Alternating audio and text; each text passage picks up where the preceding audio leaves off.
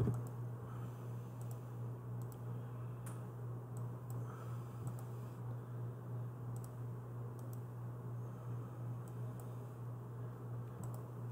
don't know. Don't remember.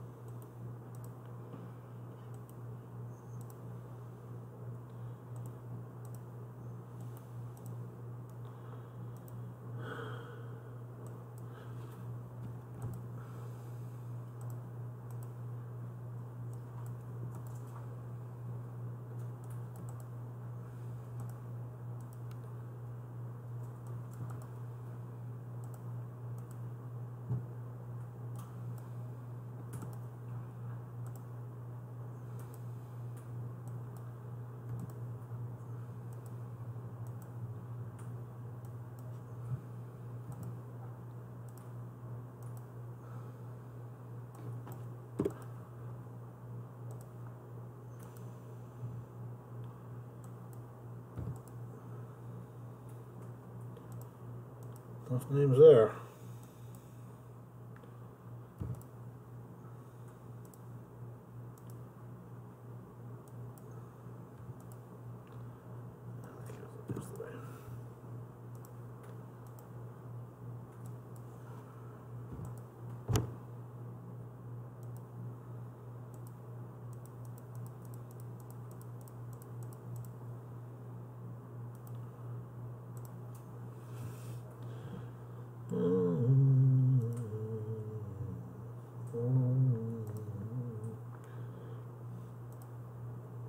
That one.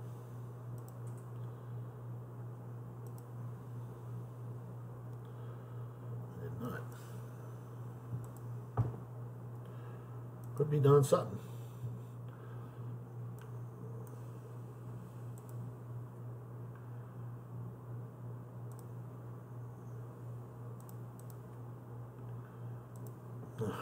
Jesus fucking Christ!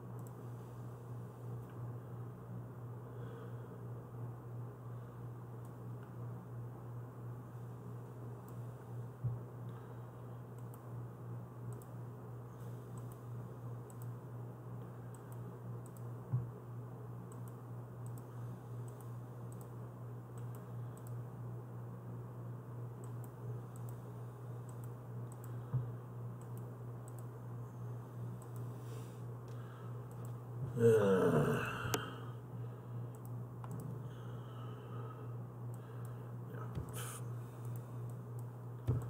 he's fucking paying something.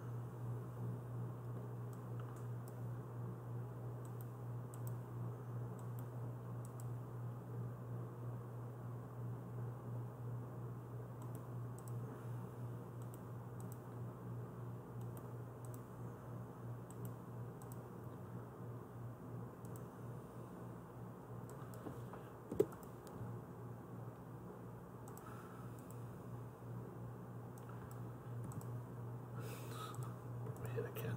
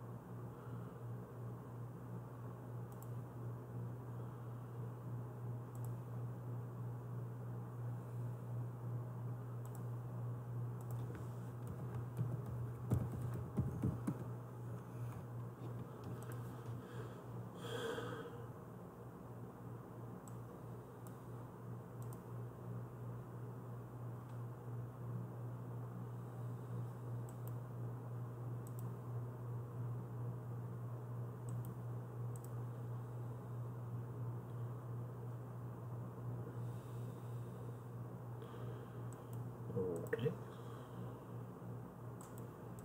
Okay.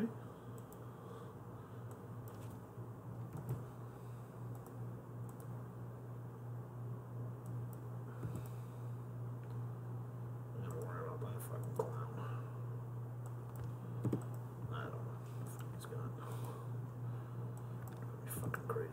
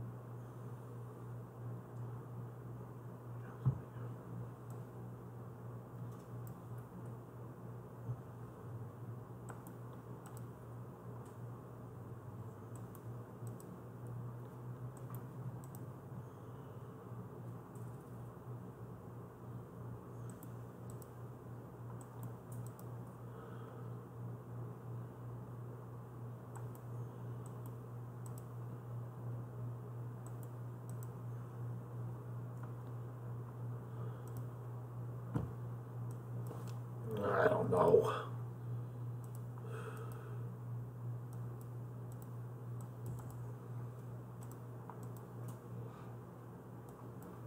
Hey, Tommy Gatos. Who the fuck's he been?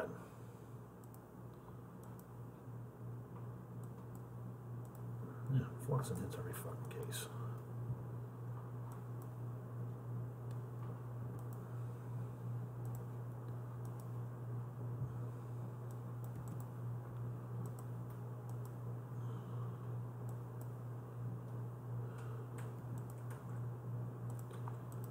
Yeah, those fucking fags.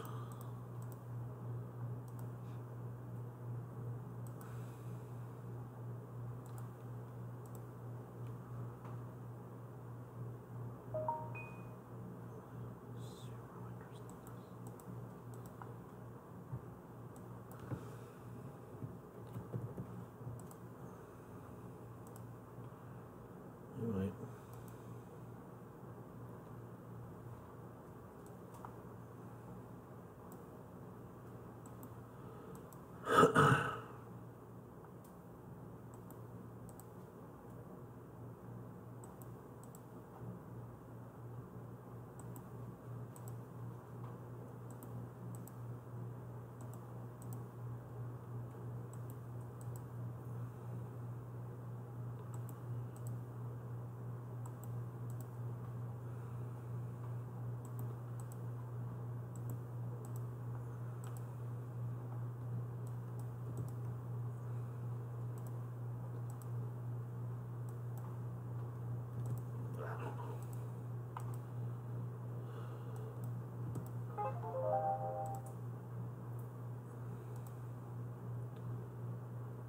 Fucking Steve Spurrier. Right. Olivia Rice Hoskins. Opinion that AIDS.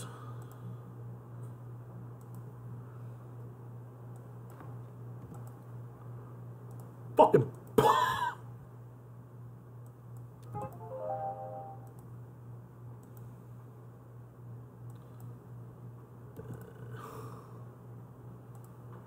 Maybe. Oh, there's definitely Duflo.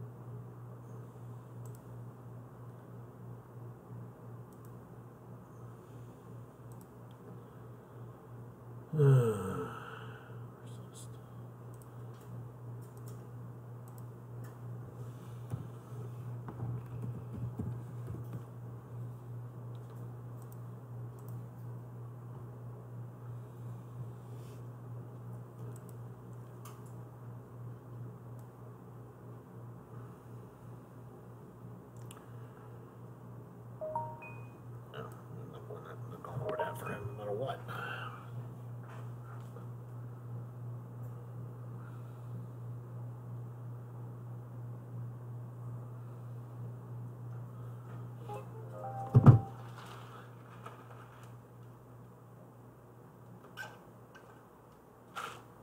What are you doing for the box? What are you doing? What are you doing?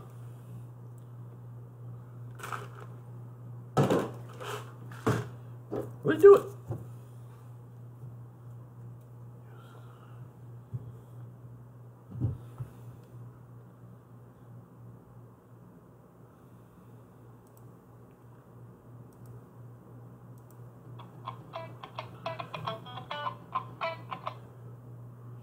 What?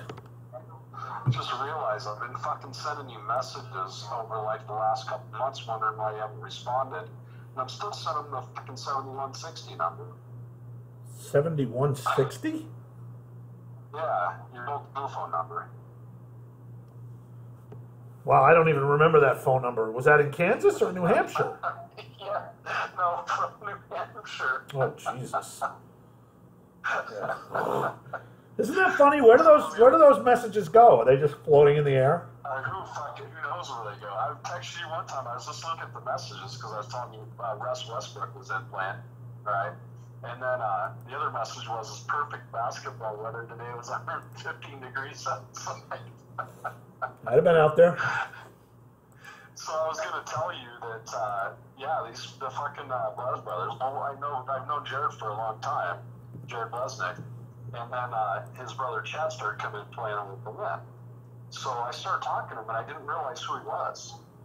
Next thing you know, we're talking and shit. And he goes, yeah, I break live all the time. And I go, really? So I started watching their shit, and I'm just like, going, fuck.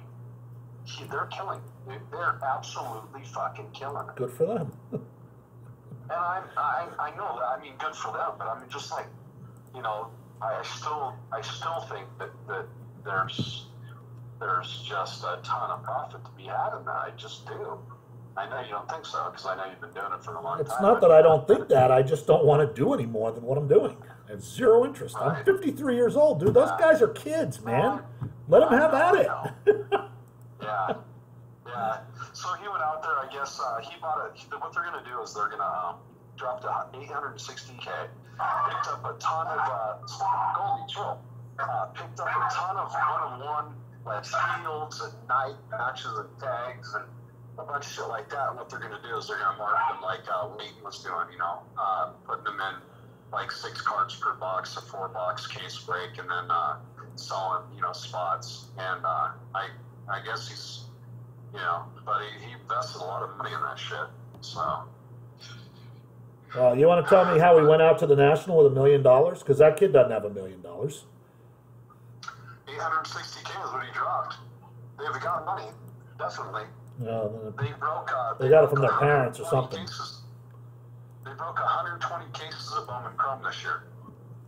But that doesn't make you $1 million. That doesn't make you anything. No, it doesn't. I know it doesn't. But they're definitely profiting off of it. I mean, and they got to have the money for the shit somehow. And they've already broken like 30 cases of Noir basketball. Yeah. So, I mean, they're definitely, you know, definitely doing well. Well, I'm not really sure why anybody goes and gives them or Platinum their money. I'll never understand it. I really don't care, but I'll never understand it. The guys are idiots, and who knows what they're doing. Right? What's that? You see what they're doing. Who? They're gonna market their own breaks, you know, with you know, like Leighton does with, you know, random boxes of shit that they put together and sell the spots and, you know, break them live with big, you know, one-on-one hits. So. Yeah, and they'll still rip people off. If I did it, everybody makes something at least. Yeah. But it's too much work, man. I don't have the energy. I know it's a lot of work. I can't even stay awake anymore. I fall asleep every 5 seconds. It's ridiculous. So I'm gonna tell you something. If you got out here, man, I could probably help you turn it around. I mean, I know you don't. Turn what around? I've lost 50 pounds, and not only that, I'm like on a mission to fucking. I got a lot of energy, fucking not fucking you. So. Yeah, well, I think I'm just haven't slept enough my whole life, so I'm just worn down. I know. I felt the same day. I felt the same way. You know, back when before. But I still go out. I go out every day for an hour and run around in the heat. I mean, not a lot of people do that. But you don't eat well though. I eat pretty good. I know you pretty good. I eat vegetables every single day. Yeah. Oh, shit. Well, it's always something to keep in the back of your mind. If you ever get the inkling to come out, man, I'm getting pretty good set up out here, and I would love to fucking do something, so. Yeah. If I move out there, it would be after I'm done doing this crap. I'm not going to move again and still be doing this. I'm just not interested. Yeah. I'm only interested in going someplace where it's sunny, and so far it's looking like Yuma, Arizona is the best place in America. Just got back from there. For sunshine. So I don't know how disgusting it is, but why were you in Yuma? Went down to a place called Alcadones. It's just outside the Mexican border between Winter Haven and Yuma. And it's a big dental vision city where, snowbirds come down there and they get all their dental and their vision done and buy their prescription medicine for cheap. And it's great service. But I had everything done for $700, including gas, lodging, and food and all that stuff. Had what done? Well, I had to have my teeth. I'd have an exam done on my teeth to make sure that everything was okay first. And then they decided that I needed the deep cleaning, so they got numb your everything top and bottom, and then they go in and use the tools and everything, the drill, and go and do it. And that's exactly what it is, a deep cleaning. And I'll tell you what, it hurt like a motherfucker, but it cost me $300 for everything. And you're not worried that you're gonna get the AIDS from their fucking rusty tools? What are you crazy? Dude, no. Top of the line. Everything's top of the line down there. Well, why? I don't understand. I'm confused. It's an Indian company that's in Mexico. So you went to Mexico for this? Yeah, we even stayed in Mexico. You're fucking insane. You're absolutely insane. I know, insane. it was awesome. They got a hotel down there you can stay in.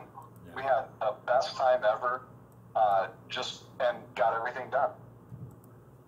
You didn't get murdered, so congrats on that. But absolutely had an amazing time. And it's safe as hell. You couldn't even believe how safe it is. Till it isn't. You ever get a chance to look it up on the computer? Well, I have all insurances, so I don't need to go down there to get my teeth cleaned. Right, I understand that, but I don't have insurance. I mean, I'm a fucking degenerate poker dealer. They don't give you insurance at a casino? No, dude, I work for the best casino, but I'm making McDonald's wages. I mean, I wish I could say it was different than that, but it's not. So, I mean, it just is what it is. One day things will change. In fact, I'm even thinking about I got a pretty good job offer. Actually, I got 2 job offers. One to work in the sports book at the Wynn, and the other to go out to Boston Harbor and open the new room up there, Wynn Boston Harbor. In Massachusetts? Yes. If you want to be cold. Cold, and the cost of living is high, and everything else, but, I don't see how you can work for a casino like that and there's no health insurance. That's the way it is. It's Vegas Strip casinos, dude. They've squeezed the nickel out of everything, and I can how do they guarantee within the next 3 to 5 years, they're not even going to have dealers. They'll be all automatic or something? It's all going to be digital and, figure something. It's 3 to 5 years. I mean, I'm surprised it's actually taken this long, but I can definitely see it now with the low amount the dealers are making anymore. I mean, it's a squeeze of death with resort fees and paid parking and high entertainment costs and food. It's gotten just to be ridiculous. So you might sit at a table and just be looking at a video screen for your cards? Yeah. And that would still be random? It wouldn't be... Yeah. Yeah, I would never do that. That's insane. But people will do it if that's... I don't know. Yeah. I think if the casino was open and there was a floor person there and, people were pushing chips across the table just like they normally would and wouldn't have to tip the dealer, as long as the casino provided that for them, that they would definitely do it. So. I had no idea it was so hard to make that you earn shit money there. Yeah, I'm making between 60 and $100 a shift. And that includes the tips?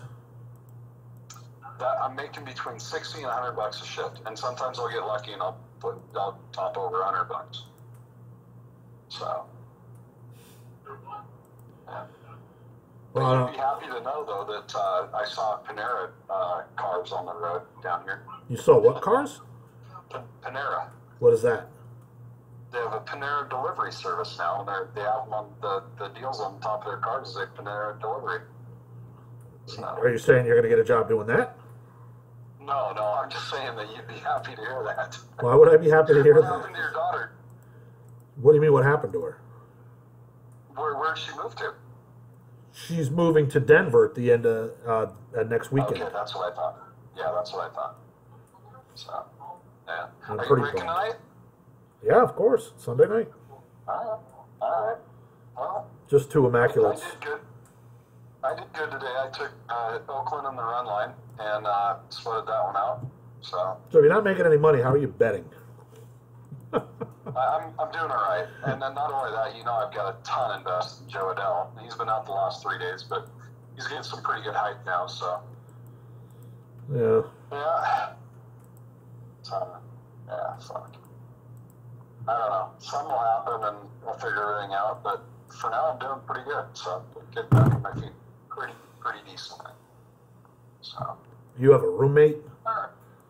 Yeah, actually, I stay with a guy that bought a house, and his wife passed away back this last year. She died of cervical cancer, and but he's doing really good, and the house is nice. It's off the Boulder Highway behind Boulder Station. It's an older house, but he's put a lot of money into it, fix everything up, all new appliances. What happened to the other deal? You were staying at some actor's house or something? I don't remember who it was. I'm not staying at an actor's house, but I'm staying at the house of the guy that the movie 21 was based on. Right. That's right. So you're still at that place. Yeah, I could still stay there if I wanted to, but I just watch his house and take care of it. So. Is he ever there? Yeah, he's there a lot, but he's got a pretty bad alcohol problem, and so. Attaboy. Yeah, multi-millionaire. He's worth about $50 million. Yeah, might as well drink it away. That's pretty smart. Instead of ripping wax, I guess. That's what it's going to end up happening. Has the guy ever opened a box of wax in his life? No, never. You want to explain to me how you could have that kind of money and you're not ripping 03, 04 basketball cases or 09, Bowman draft case? I mean, I don't get it. I know. You should try to turn him onto it. Maybe, I don't know. I'll never understand it. Like, you think Bill Gates has ever opened a box of wax? No, never. No, never. I bet she's gotten into Pokemon now. Yeah, maybe. Or what's the other one? The Wizards of the Coast products. What's that? What's that game called? Magic. Magic, for sure. Get it. So, yeah. I'd rip wax and put all them guys out of business if I ever won the Powerball. I'd give all the cards away. I was like, go ahead, compete with me. Everything's free. Good luck. I'd keep only the 2 or 3 biggest cards out of any case and give all the rest away. There you go. So okay. So tell me what your thought. Okay, so you're saying 03 and 04 what is it? Anything from 03, 04 basketball. LeBron's rookie year. I see. All right. Got it. And it's not being all bought up? Well, it might be being all bought up, but if you have unlimited money, you're going to buy it if you really want it. Yeah, exactly. I know Orrin Wilf has bought quite a bit of it up, the guy whose family owns the Vikings. Yeah. But he's always looking for high-end shit like that. Right. Yeah, and I've actually I've had an encounter with him because he's friends with my friend John Morgan, who's a high-limit poker player, and him and I talk about that shit all the time. So it's pretty funny, but they're really good friends. Orrin Wilf had a little bit of a gambling problem. A little bit. Yeah. A little bit. Yeah, that's what John was saying. Yeah. So, yeah, he's played some high-limit poker in his days. They said that when he was gambling a lot, he had lost like $20 or $30 million. Yeah. His family just Doesn't about surprise disowned him. Yeah. Fuck. So, all right, dude. Well, I might pop in on your broadcast tonight and start some shit. Uh-huh. No, I won't do that. I won't do that. So, all right, bud. Well, you have a good night. All right. All right, talk to you later. All right. We'll talk to you. Bye.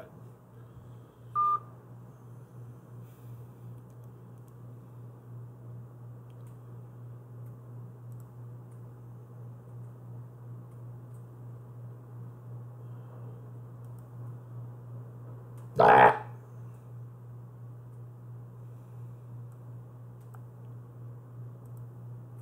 Hundreds.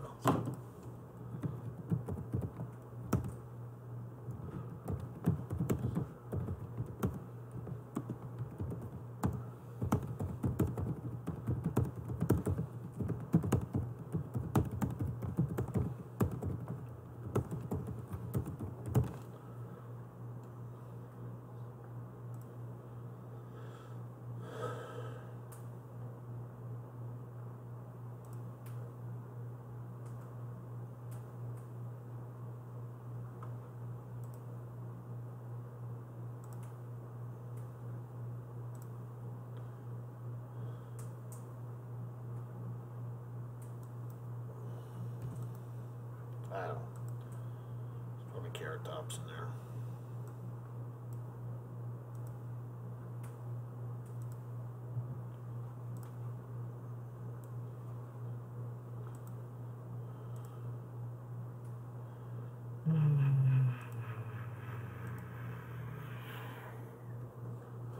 Fucking explosive. Huh, Birdie? Huh, Birdie?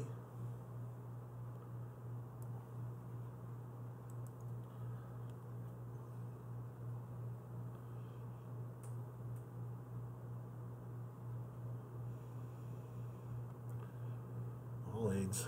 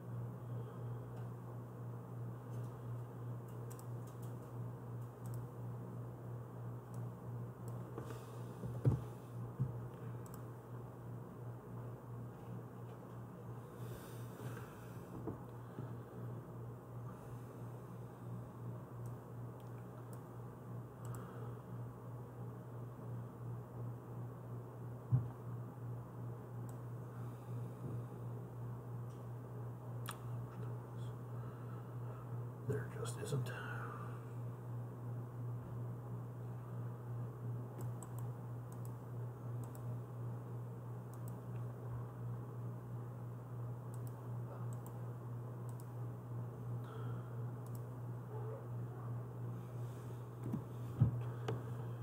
Ain't that much more.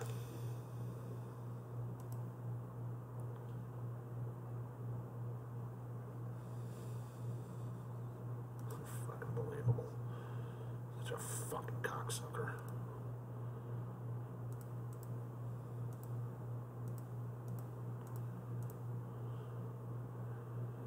$6.32, that's all right.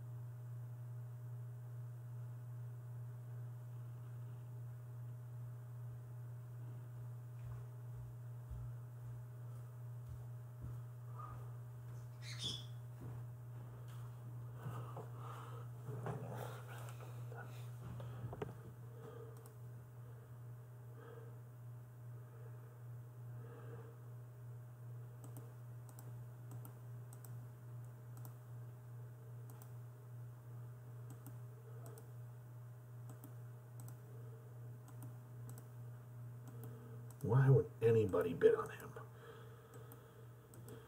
Oh, Dave, what are you doing?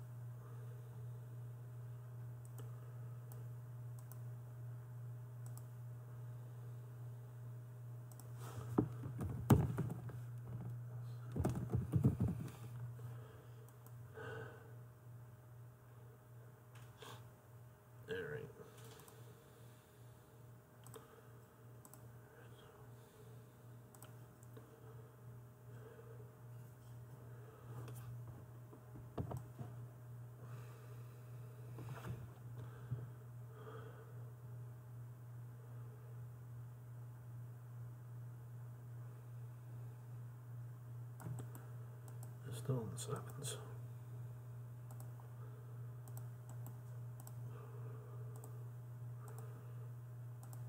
What are you doing? What are you doing, dummy?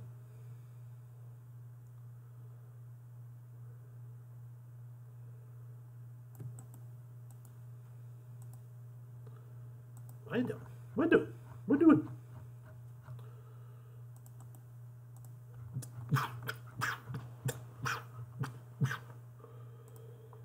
All right, what's his name?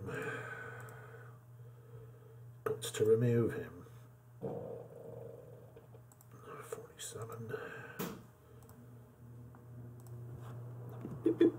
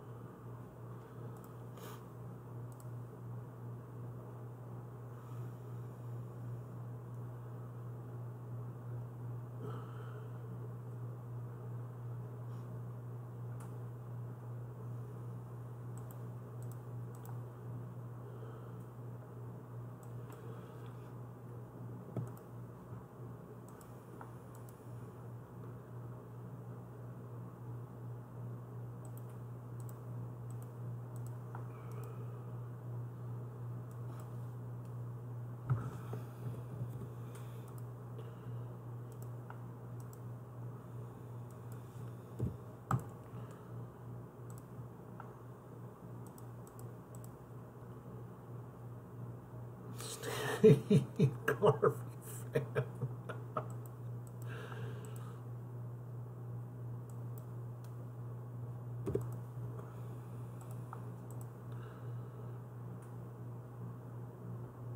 That's pretty much it, I think. Whoop.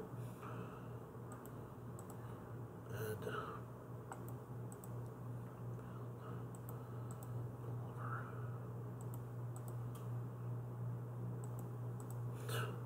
yeah, that's pretty much it.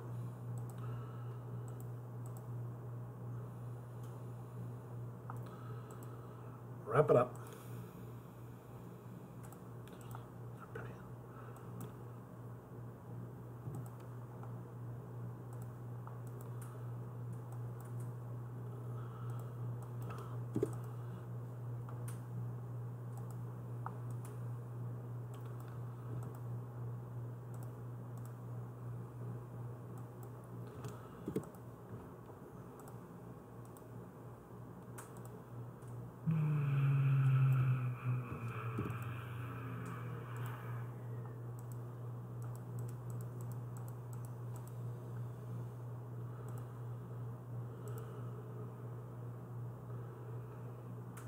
So we got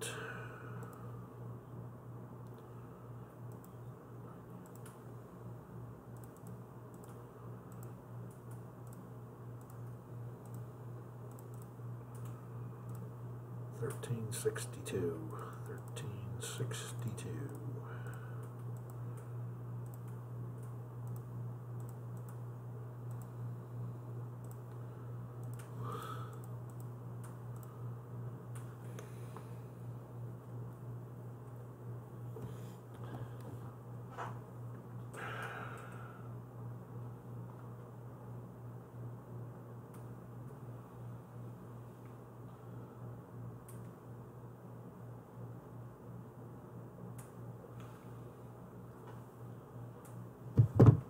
Fucking AIDS.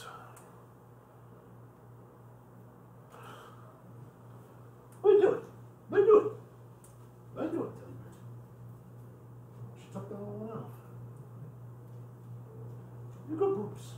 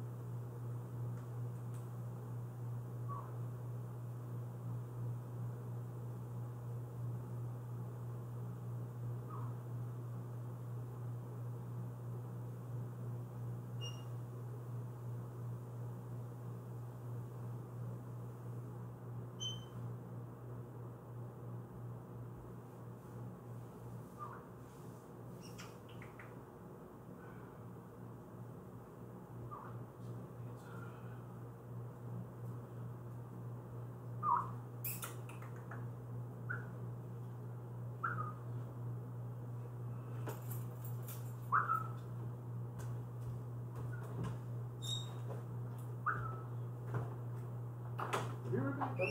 I'll be right back.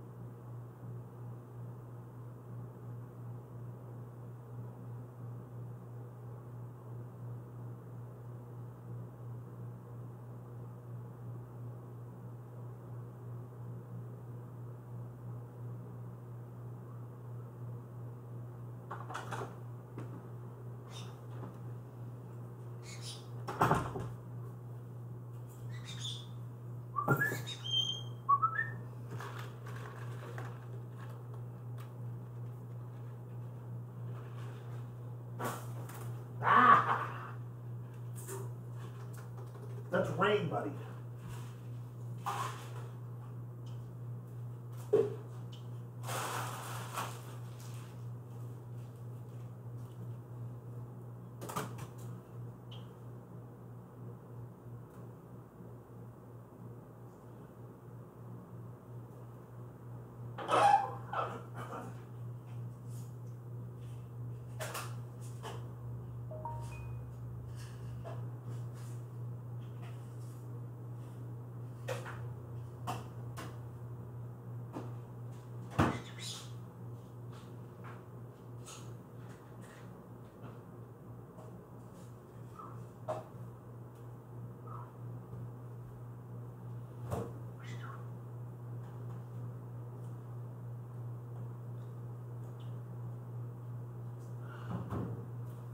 are you doing?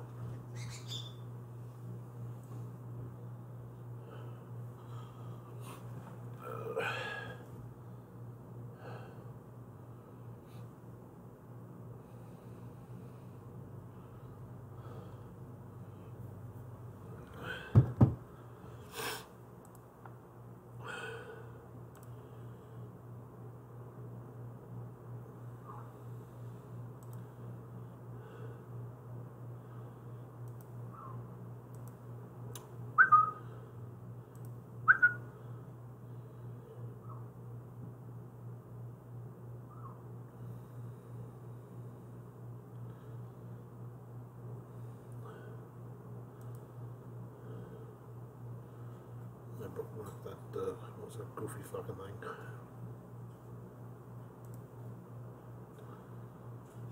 That's tomorrow.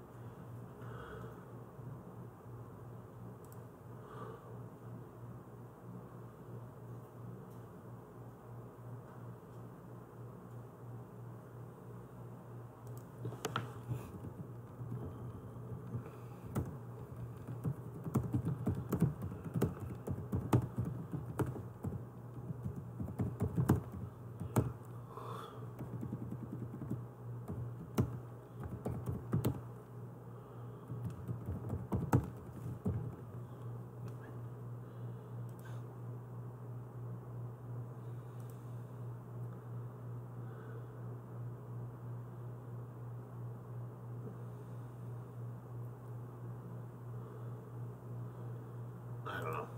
I don't think they actually fucking. I don't think they get on. Well, or why, or whatever, but.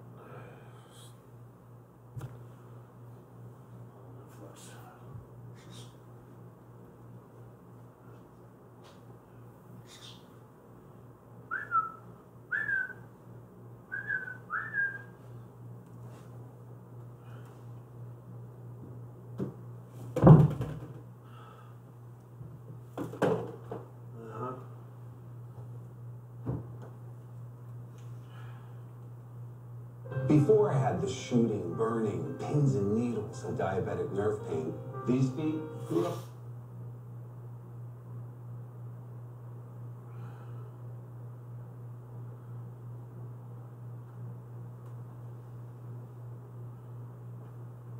Buddy, you got the AIDS.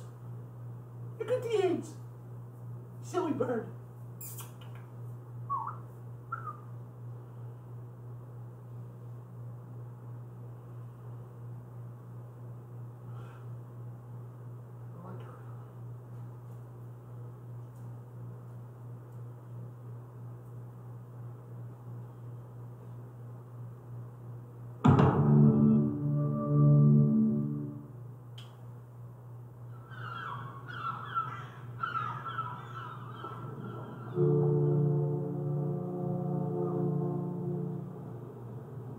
Guys, I'm about to take a giant ship.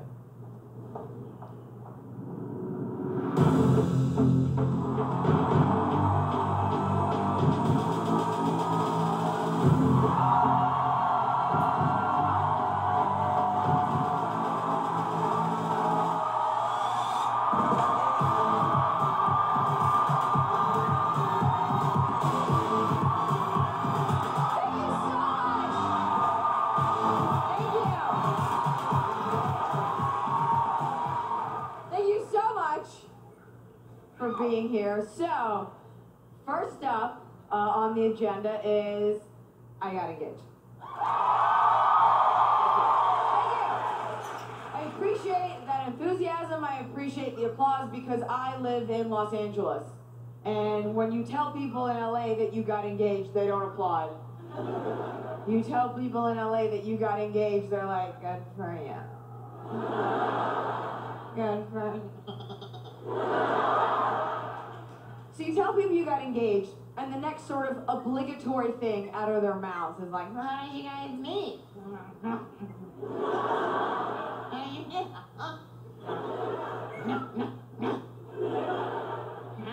I don't like to tell people how we met. I don't like to tell people how we met. It's not bad, it's not embarrassing, it's just not cool. We met on a dating app. Right? Like, all of you. Yeah.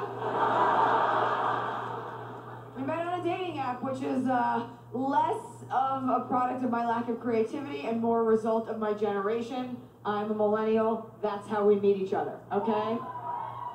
Yeah.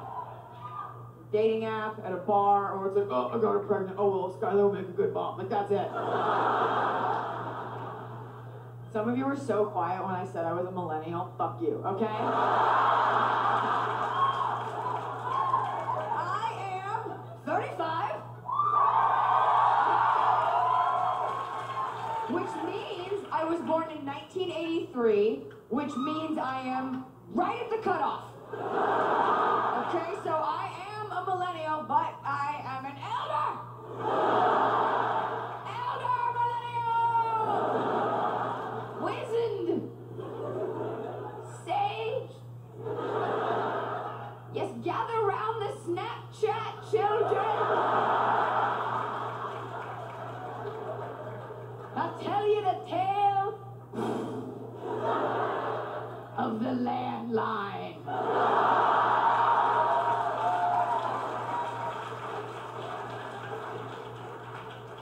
When I was a young girl, I once sent a text message from a sidekick.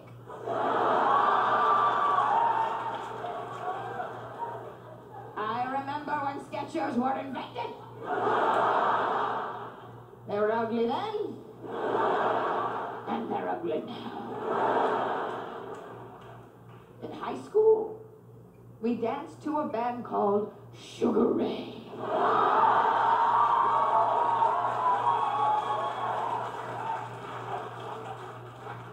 How did you guys meet? You ask a girl, how did you guys meet? We want to tell you. We want to tell you everything. We want to give you personal information, background story, ancillary information, anything. Information you don't need, just like, how do we meet? Okay, are you sitting down? So, chapter 1, in the 7th grade, I showed an aptitude for the clarinet. Like, we take it back. We want you to know so much. You ask a guy, how did you guys meet? Men they don't volunteer personal information as readily. Seldom will you meet a guy where you're like, how did you guys meet? He's like, all right, so I'm a Pisces, so I love faces. Like, a man's objective is often to let you know, not so much how they met, but to let you know that, like, I could still fuck if I wanted to. All right, because I'm a fuck man. That's how I do. I'm not gonna fuck anyone because I'm fucking her, but I come from a long line of fuckmen, all right? My daddy was a fuckman, my granddaddy was a fuckman. I fuck, I'll pack up this dick on to the next town.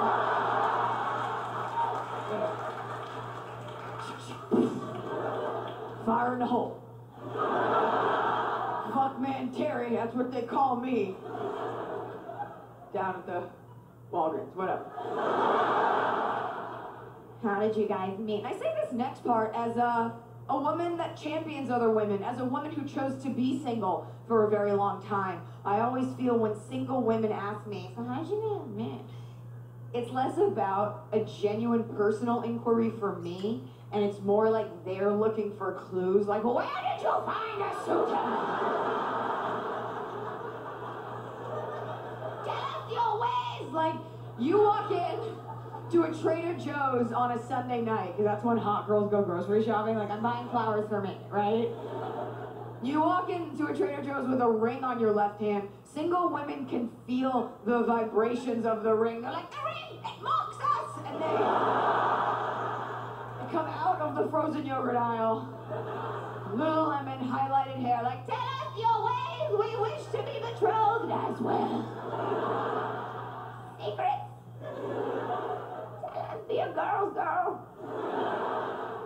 There's no secret. Just so we're clear. Don't buy the books, don't buy the hype, don't listen to your friends. There's no secret, okay? I'm gonna be 35 when I get married, all right? If there's a secret, I would have fucking used. There's no secret. There's no special magic to it. I'm never gonna be like, gather around, ladies. Off the 405 lies a toad hole. You must go to it.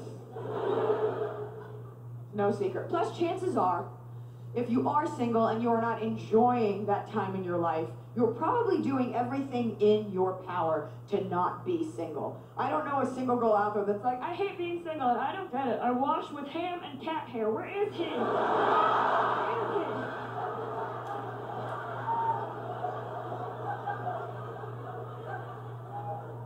Women have no problem letting people know that they are looking for a relationship. We shout it from the mountaintops, we take a seminar, we take a class, we ask around, do you know anyone? Are you single? Do you have a brother? Does your brother have a brother? I guess that would be your brother. Do you have a sister? I will take anything at this point. We let people know, we get license plates made, like looking for you. Like we let you know. I feel like men are a little bit more laissez-faire when it comes to a relationship. Like, oh, I fell into her, now we have 4 kids. Like it just kind of... It's less deliberate, and women are like, this way, and like, oh, I guess I'll just go that way. It just becomes... Their stories are less deliberate. I've asked a lot of guys, how did you meet your girl? And I've noticed that about 80% of the stories sound very similar. 80% of the time it's like, how do we meet? All right, well, I was out with my buddies. And you know me, I wasn't looking for anybody.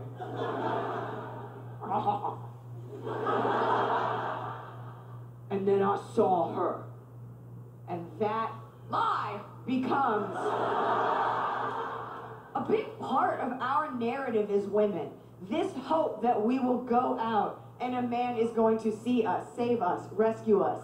It's this hope that we're going to be seen. Then that's going to happen for us. And we all have this sort of shared fantasy where you walk into a club or a bar with 5 of your girlfriends who look exactly like you. And you walk in and a man picks you out of the crowd, sees you for the beautiful soul that you are. Like this side, like there's some DJ up there and he looks out and he's like, oh, her. And you're like, me. And then your life begins, right? This is not our fault for expecting this or thinking this will happen. We have been taught this message since we were little girls. Princesses get saved. Snow White got saved by the prince. It was really the 7 dwarves. Like she was like lost in a forest, but like 7, man, who is she? Sleeping Beauty was saved when the prince kissed her while she was sleeping. Terrible moral. What do we take away from that? Generations of men like, no, if you just kiss them when they're sleeping, they're forever grateful. Officer?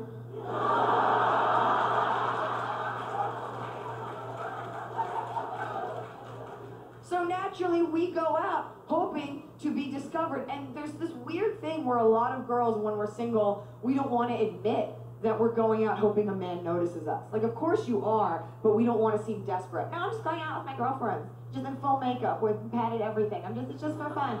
I'm just going out. It's normal to want to be noticed by someone that you find attractive. That's the caveat, okay? It's normal to want that attention. Even when you're in a relationship, you still have a beating heart. You still want people to let you know you're attractive. Even if you're with your guy, you're holding his hand, and you're walking, and you just see some hot guy, and you're just like, you like that? He's like, I like that. No harm, no foul. We all try this bullshit, like, I'm not even trying, really? Then put a feed bag over your head, carry an onion. You're trying, okay?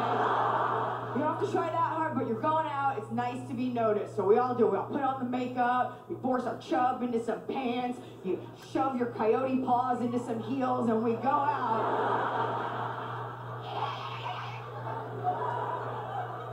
And you don't even hunt. What do, girls? You just stand in a pack of 6 other women, 6 other coyotes. Just...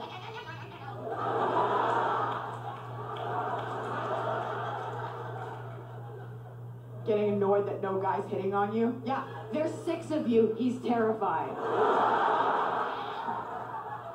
We get annoyed so quickly when a guy doesn't notice like all the effort. So then what do you say? You're like, it sucks, let's take a lap. So you just move in a perfume cloud around the perimeter of the bar. Maybe they're more progressive 10 feet from here.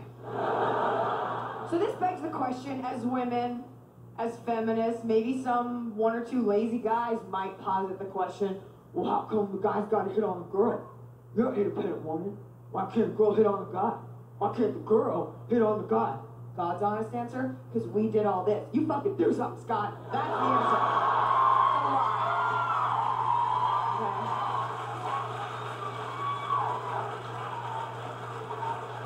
A lot. I haven't had bread in 5 months. It's a lot, okay? A big part of the reason women don't hit on men is that women aren't seen as equal to men. Therefore, when we step out of a traditional feminine role and do something alpha and hit on a guy and he rejects us, it hurts that much more. And on a biological level, you know at your core, he's not rejecting you based on your shoes or your outfit. He's rejecting your eggs. You get up all this nerve to talk to a guy, you're like, excuse me, would you like my eggs? I don't want those fucking eggs. Please! I only have quite a few. Women aren't seen as equal to men, so it's uncomfortable to hit on men. There's a lot more at risk for us. Maybe one day, in a utopia where men and women are considered equal, maybe one day we can hit on men unencumbered by self-esteem issues. But as it stands now, that's not something we can do. Our grandmothers didn't hit on men. Our mothers didn't hit on men. Maybe one day.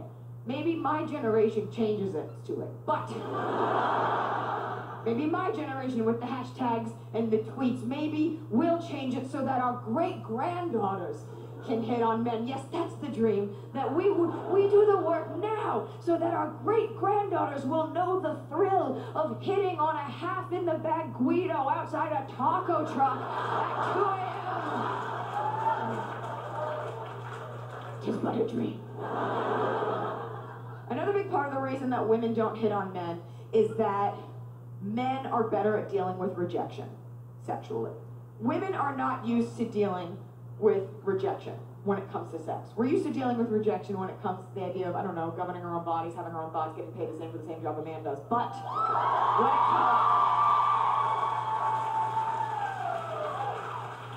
when it comes to sexual rejection, men deal with it more than women because they have more at-bats. They hit on women more. Ask the guy next to you. Be like, when was the last time you were sexually rejected? He'll be like, do you mean like in the Uber on the way here, at the box office, behind that plane while you were in the bathroom? Like, be specific. Because every guy knows it's about the at-bats. It's about how many times can you hit on a girl, because you know eventually one's going to say yes. When men first start going out, it's about quantity over quality. Like, hey, sweetheart, ew, you're ugly anyway. How about you? Like, you keep going through it. Because every guy knows you got to kiss a lot of frogs if you're going to what, guys? Fuck a frog. That's right. So, because he knows. Every guy, they're not going to admit it to you. Every guy knows if he hits on like 20 women in a night, one's got to say yes. Like, one gross out's got to be like, sure. At like 2 a.m., it's his Hail Mary at the buzzer pass. The lights are coming on. He's like, hey, yeah. Some girl will turn around and be like, okay. Can we wash my hump before we make love? Just kidding. It's an egg. So...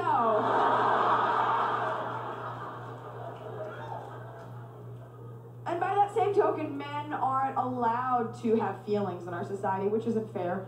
You're expected to move past it, work through it, get over it. Women don't get over anything. No, we don't get over it. Instead, we hold on to it. We hold on to that rejection. We hold on to it. We pluck it out of space-time and we examine it from hindsight. We put it in different scenarios. We bring in experts like, Stacy, get over here. What are you? Remember that guy took me to Coachella, never called me again? Should we drive to his house? And sometimes we hold on to the pain of our rejection so tight that they become part of the makeup of our personalities. Then we get to use the pain of that past rejection, ladies, as an excuse for why we are the weird brand of fucked up that we are now.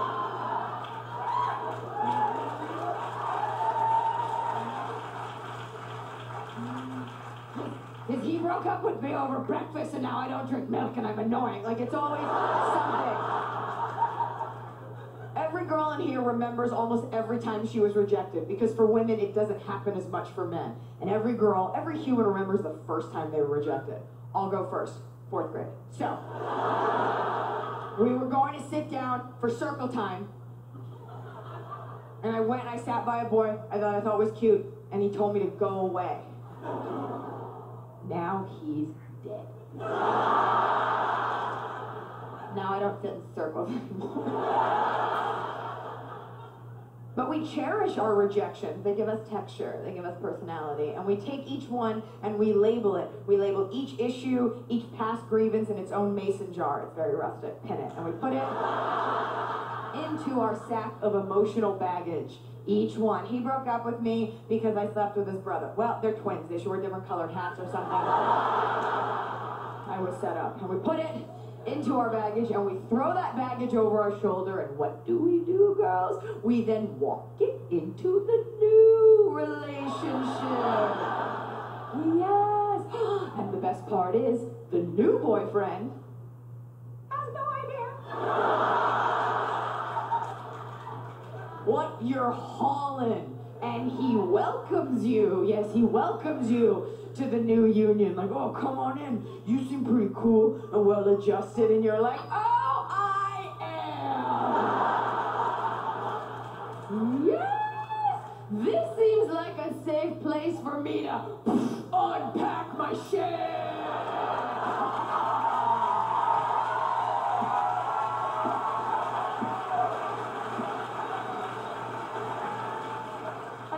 Part of the reason that women don't hit on men is because men typically don't find strong women attractive. They don't. Your date's gonna look at you and be like, no way, babe, I love a strong woman. Bullshit, Chad, okay? They love vulnerability. It's very attractive when a woman is vulnerable. Why is that? Men are very physical creatures. Women are very verbal. Men are very physical. So when a woman is vulnerable, hypothetically, it would mean that she needs physical help, and when a man feels he can be of help physically, then he feels needed, and that makes him feel good and attractive. When a man feels he can insert himself. No pun intended, but fuck it, we're making a comedy show. Pun intended, okay?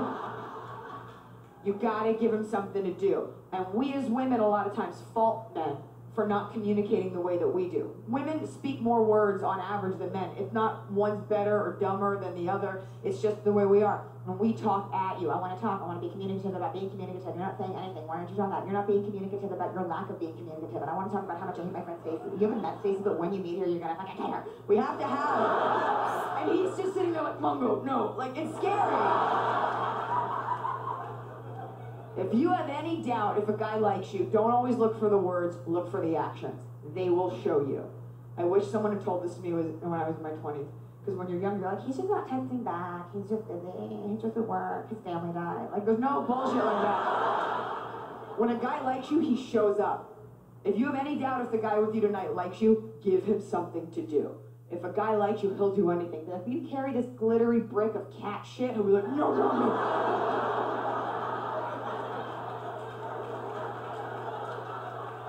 They're happy to do it. When a guy likes you, carrying your purse is an issue. They'll carry your bags if they're heavy.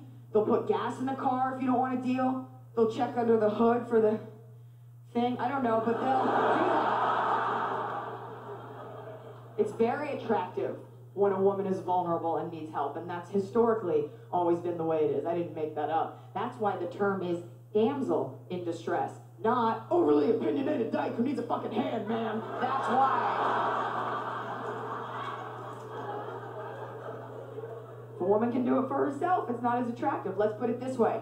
If we're all animals, okay, and men are lions, and women are like gazelles, what's a lion, if he's hungry, more likely to go after? The gazelle running at 90, unencumbered by a self-esteem issue, like, I own my own home and have a PhD.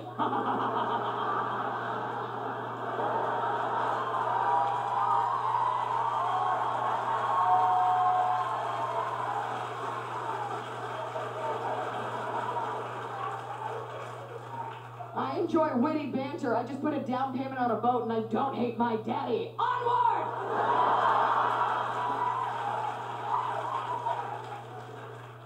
Or, remember, he's hungry. Or, the gazelle with the broken hoof, like, help, how does basketball work? Like, what? An easier meal. Side note, I am aware that it's the lioness, not the lion, that does the hunting, but let's pretend that that lion was like a bachelor and hadn't met his wife yet. Okay, so, we got all the zoologist questions out of the way. So, I will stand up here, and perhaps other women in your life that you consider strong will stand in front of you and tell you, be strong, do it your way, be tough. And it's one thing to say that, and for a lot of women, it's very difficult to live that when everything that we're taught tells us the opposite. Every movie we've seen since we were little girls has an opposite message. In movies, it's not the strong girl, the funny girl, the brave girl, the smart girl, the loud girl, the opinionated girl who gets the hot guy. No, girls like me get like fucking Steve Zahn and Jonah Hill. Like that's what she is funny and he looks funny and they'll fuck funny and they'll appreciate each other's souls. And it's always the quiet girl, right? The new girl that gets like Channing Tatum. It's always the girl that doesn't realize how beautiful she is. The girl that isn't funny, isn't opinionated. The subtext of that message is, that's right, girls. Men don't like a lippy woman, so lip it, hottie. Because it's always that. It's always the girl that doesn't know she's hot. Which, by the way, that Hollywood archetype, bullshit. Okay? It's bullshit. Because you fucking know when you're hot. No one's walking around like, what do I do with these giant tits and thin legs?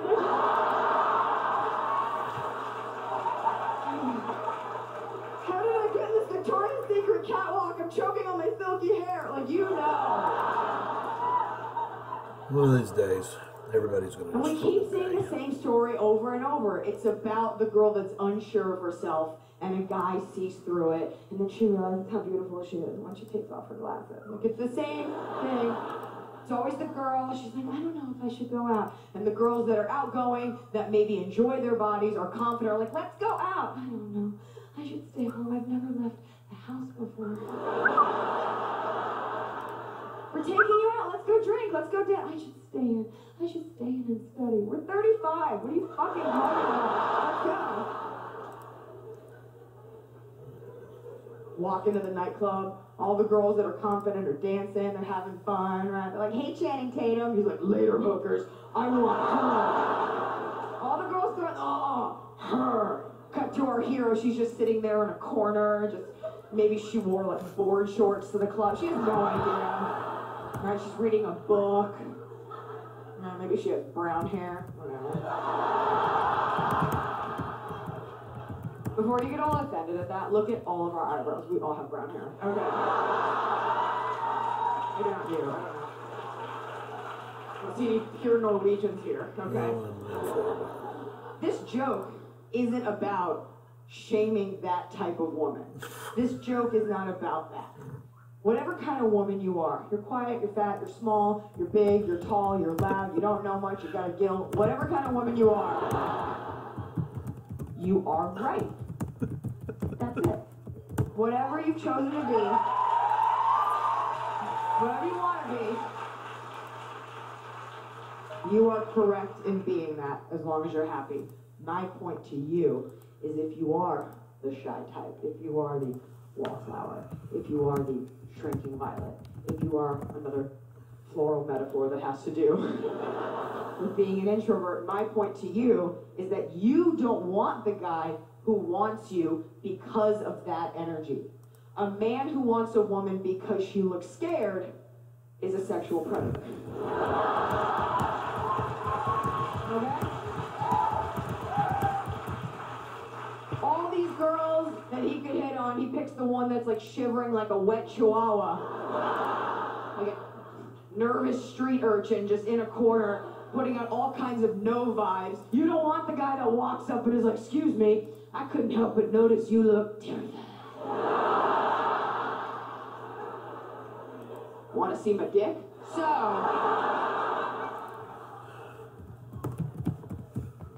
I was out with my buddies. I wasn't looking for anyone. And I saw her.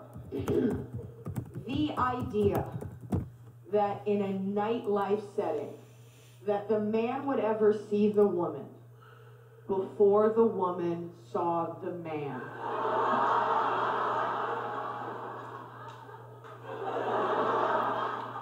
No. Women are astute, but moreover, women are the ones with the biological clocks. Women are the ones with the socially predetermined shelf life. Women are the ones who are cantilevered off the edge of high heels. We've got about 5 hours before we have to take them off and walk through a lobby flat foot, okay? Women are the ones whose skin and foundation is dehydrating with every alcoholic beverage imbibed. We are the ones on a time crunch, on a schedule, okay? You saw me first, bullshit, motherfucker, I clocked it.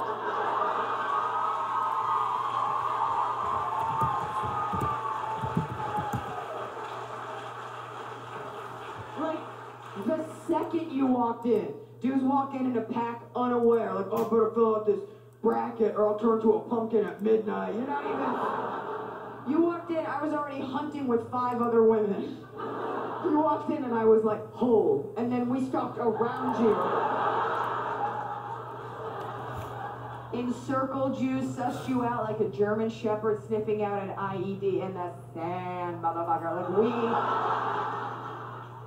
And a lot of times men pride themselves on being very observant, right? You ever date a guy that if you go to a restaurant, he can't sit with his back to the door? No, I gotta sit with my back to the wall so I can assess all entrance and exit points. I gotta make sure that, okay, well, while you're checking out people eating at Denny's, I checked your fucking credit score, okay? While you were doing counter surveillance, like I looked you up and down, I gave you a pre-cancer mole check. Benign, move on, I looked at everything. No, I'm an alpha, I gotta look at the door. If you ever date a man that says he's an alpha, he's a beta. So, a lion doesn't tell you he's a lion. He just lets the girl hunt for him. Okay, so we look at everything. You think men judge women harshly. They do.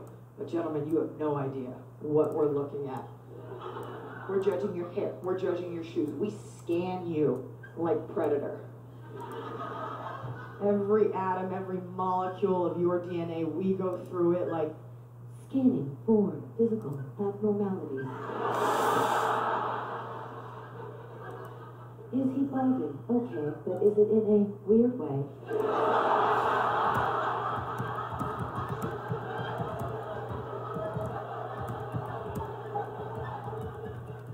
Is that a goatee? What's happening there?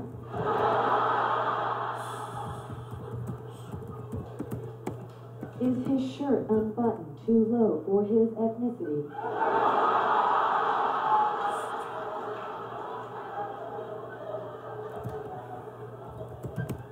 Is he wearing embroidered jeans? If so, is he a European male or just someone from Arizona? Like, we go through it. We go through it.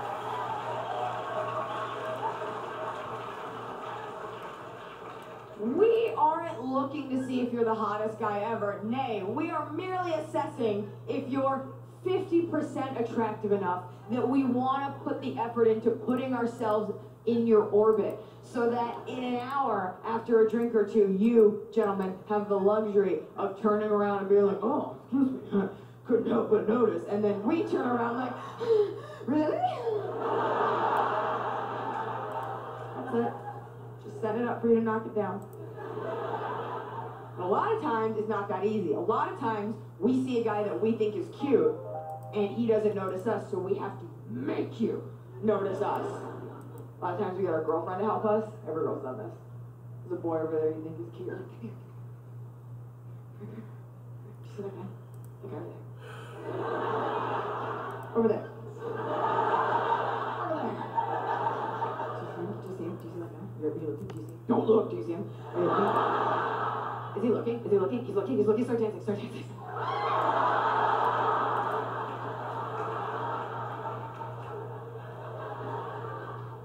Keep talking. Say something funny. Just start talking. Just start talking so I don't look like a loser. Say something funny. You're trying to put out this vibe that you're so carefree. Because you, and don't lie about this, you want him to look over and be like, oh, there will never be another. There has never been another. She is the one. You want him to be so taken. Oh, she looks like she doesn't need a man. So carefree. I'm so carefree. I don't just kind of so effortless. If he was close, he wouldn't be hearing it. From afar, you want him to hear like, oh. If you were close, what he'd actually be hearing is your, like you're trying so hard. He's going to find you. He's going to see you at some point. There's only so many places in a room, a bar, a club that your eyes can fall. He's going to see you. This is the important part, girls, okay? You're out there. It's a competitive situation. There's a lot of girls. There's a lot of bars. He's going to look at you. That's your chance, okay? That's your chance. You only got one shot. It's like 8 Mile, but with flirting. Hopefully there's no vomit on your shirt. Maybe it's a good thing. Maybe we'll be like, oh, she parties. I don't know. You're gonna look over, the lights are going to reflect and refract, and they're gonna hit you both, and he's gonna see you, and that's your chance, ladies, to fucking stick it and pose like a peacock and heat that you are. Just.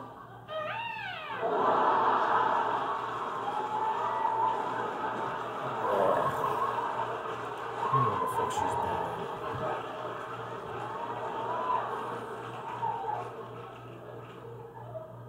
Don't dance like that.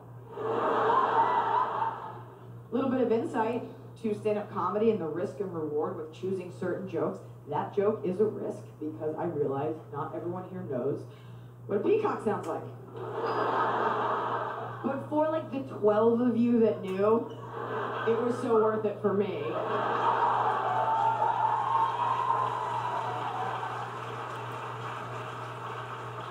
And for the rest of you, good news is you don't ever have to hear a peacock, because that was like top 10 peacock impressions you're gonna hear tonight. I hate it. I hate the noise. I'm allowed to make fun of peacocks because I grew up with them. What I find so unsettling, if I might divert from the stand-up to a TED Talk about ornithology for like 2 seconds, it's the dip in the mating call that gives me. It's just not. We, as avian enthusiasts, which is why you come to my comedy show, enjoy consistency in a mating call. Like a crow or a raven is like, caw, just goes, right? And a dove and its low-rank cousin, the pigeon, is just, right? The dove and the bird it loans money to, just, right? And we all know, like, a warbler goes like, I'm a warbler. I don't know. And the bald eagle is like, fucking bring it on! Okay? So, we know. To me, the peacock sounds like a tired hooker. Like he's just standing on the corner like, you wanna fuck or what?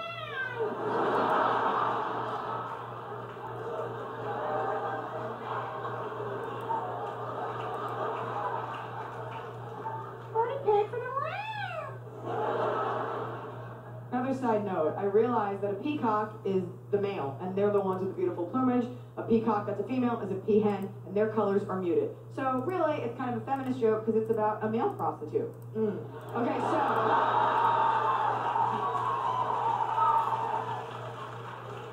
so you peacock, and he sees you, and he walks up, and you start talking, and maybe you have some drinks, maybe you dance, maybe you exchange numbers, maybe you start to date. Now, I happen to think the very beginning of a new relationship is the most exciting part of the relationship. Granted, I'm not married yet, so technically I've only had beginnings of relationships. I don't know, I can't say empirically how fun being married is. I'll tell you on the next comedy special what that's all about. But I don't know. The beginning of a relationship is exciting because it's brand new. You're both on your best behavior. It's still electric. You're not totally sure about the history of mental illness in each other's families. Like, it's fun. And the most nerve-wracking part of a new relationship when you're younger is the first time a boy comes over to your apartment. Because it's ostensibly like your girlfriend audition time. Like, you want him to come in and be like, oh, it's so homey, I'd like to stay forever. And you're like, yes, like, that's what you want. You try so hard in your 20s, right? Because you're young and it's fun. That's your 20s. In your 30s, homeboy knocks on the door, you open it, you're standing there in combat boots, nothing else, and a garbage can on fire. You're like, welcome to Fuck Dome, Scott.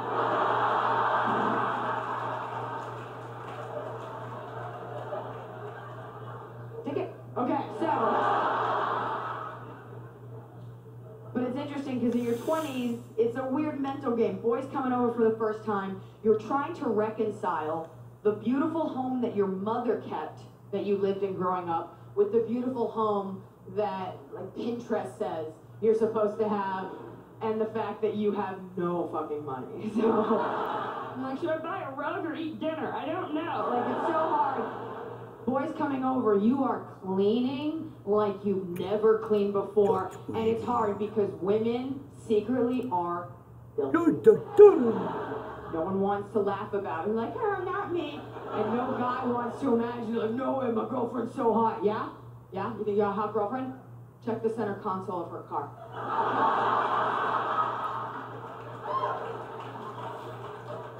She's on that car for a decade. It's just every year the shit just piles up. You open that, you're like, I didn't know an Acura came with a time capsule. You just shut it. You open it again, you just hear, help! Like there's just something in there.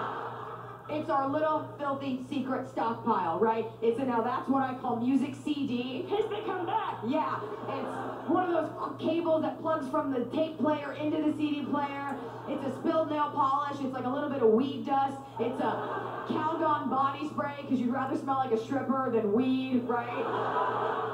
It's a Lip Smackers Dr. Pepper flavor that's just lying there with a gash in the wax neck. Like, tell my children I died well. Like, it's an iPhone 4 charger.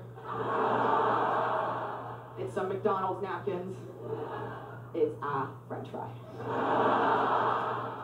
Times that center console by 1,000,000 in her apartment. You are just cleaning with Swiffer and Brawny. It's like a winter wonderland of paper towels. You're just shoving shit under the rugs because you didn't build a shelf. I don't know how that fucking works. You're just moving everything. You take everything, you put your coats in the oven, burn them. I live in LA. Like everything.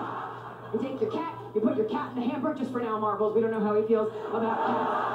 Taking everything, you're cleaning, you discovering new rooms in your apartment. You're like, how come the water heater gets its own closet? Fuck it! You beg your roommate, you beg your gross out roommate. You're like, please just stay in your room. You're so fucking disgusting. She's sitting there on a throne of Wendy's wrappers, like, okay.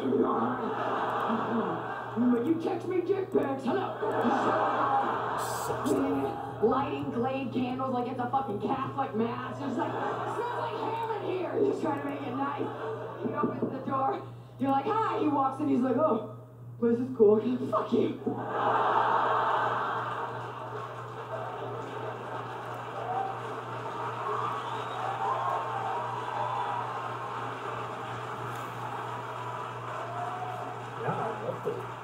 And there's an art, by the way, to the outfit you wear the first time a boy comes over to your place at night, okay?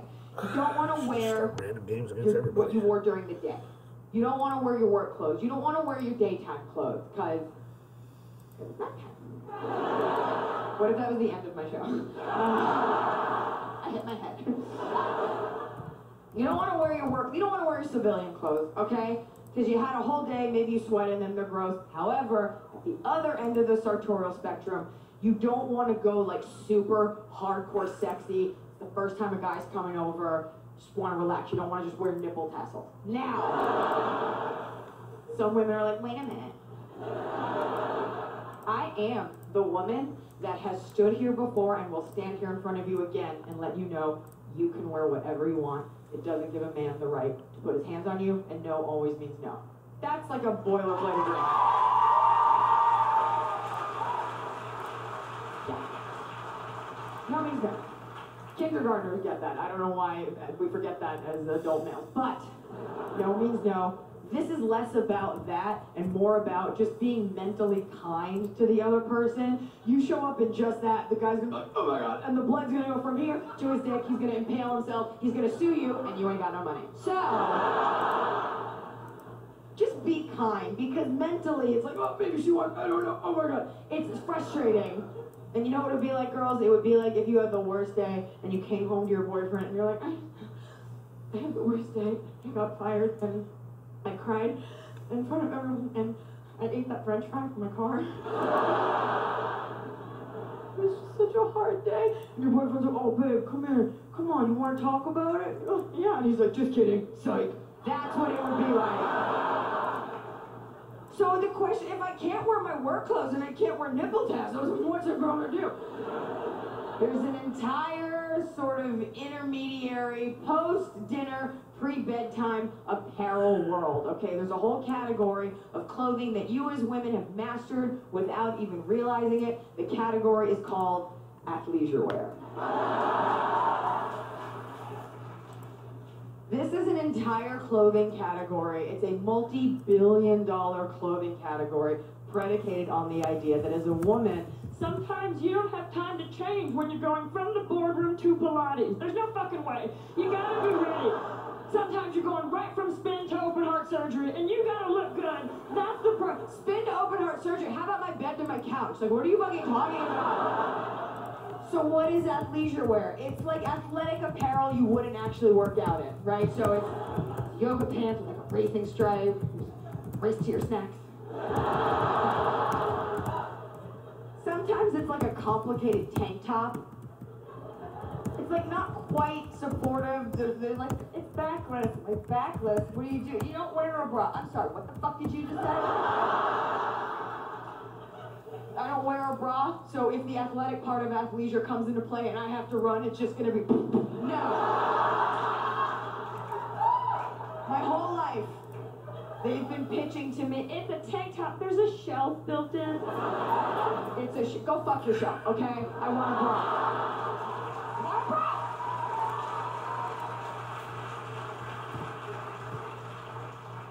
So we do that. Sometimes we'll do like a push-up bra under the tank. You show the strap off. It's gotta be a cute strap, not beige. No girls are like, oh, beige.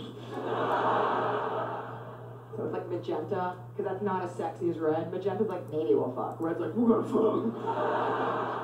Push-up bra, push-up bra. That's what we do for you, gentlemen. No idea. Sacrifice. Push-up bra. Not a woman in here wears a push-up bra when she's at home with the flu.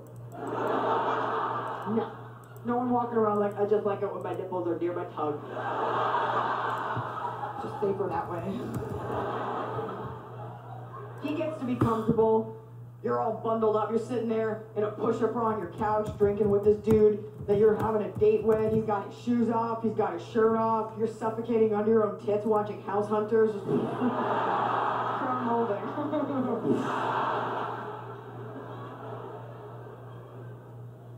So you're all dressed up, you have a nice night, maybe you sleep together, maybe you don't. That's not what I'm interested in. What I want to talk about is the next morning when he goes to leave.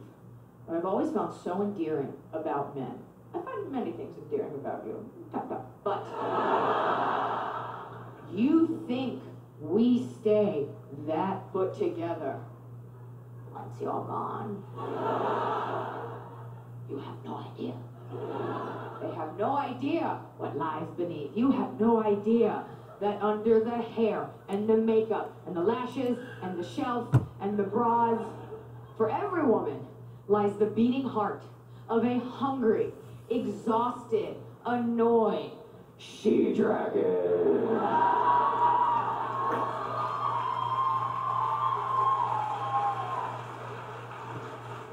And she is waiting to come out. She comes out every couple hours, like opinions, like sweat, like urine. Hopefully you pee more than just every couple hours, but still, she's got to come out. You got to let her out, and she's waiting, and homeboy is taking forever to leave. He's like, all right, well, I guess I'll give you a call later, and your dragon's like, get out! Get out! I gotta take a shit! Get out!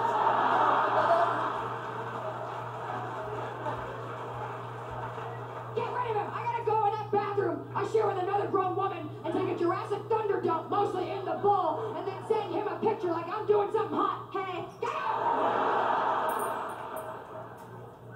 I feel like the boys here don't believe me. That breaks my heart. I want you to trust me, okay? You don't believe me that there's a dragon inside every woman? I will prove it to you. Are you ready? There's no zipper. Okay. I'll let you prove it to yourself. Tomorrow, when you leave your girl, okay, and you're saying goodbye at the door, here's what you want to do. You want to look deep into her eyes. This is great, because to her, she'll be like, oh my God, he's mesmerized by me. This is amazing. I'm doing amazing. Great, let her think that. It buys you time, gentlemen, because what you're looking for in her eyes is like a nictitating membrane, okay? For those of you that don't know, it's the lid under the lid that keeps the sand out. Okay. You need more Planet Earth from Netflix in your lives. Okay. That's what you're looking for. If you want to see the dragon come out on its own, just prolong your goodbye. Because that dragon's coming out. Nothing you can do about it. Just take a little bit longer. Be like, all right, well, I have your number, right? Let me make sure it's in my phone. Okay, great. You have my number. Bye.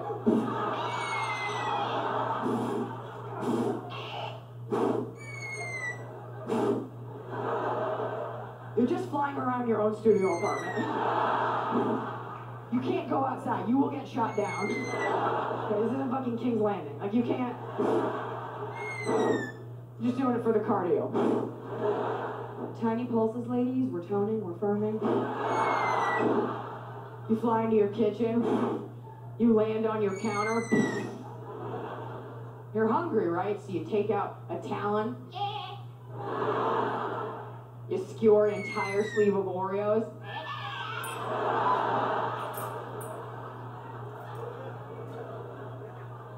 You toast it.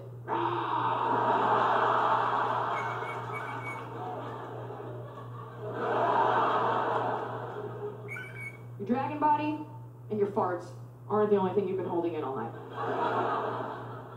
You've also been holding in your intentions. We have this really nasty habit in our society of labeling women very cruel and unfair things when they express their desire for very normal things. Monogamy, exclusivity, a relationship, a family, babies, right? We like to call them desperate, sad, psychos, baby crazy. Well, I've been married for 6 years, she already wants a kid. I'm a fuck man, you can't get me. It's very normal to want these things. And we like to chastise women for this. And so as women, sometimes we don't speak our truth. So you go on a first date, and a guy says to you, do you want to have kids? And you say no, or I don't know, when you do know. Because you don't want to what? Scare him off. Either way, if you're the kind of woman that doesn't want kids, you're still a woman. This joke's just not about you. Wait your turn. Okay? Another, by the way, gentlemen, you ask the girl if she wants to have kids, and she says yes, it doesn't necessarily mean with you.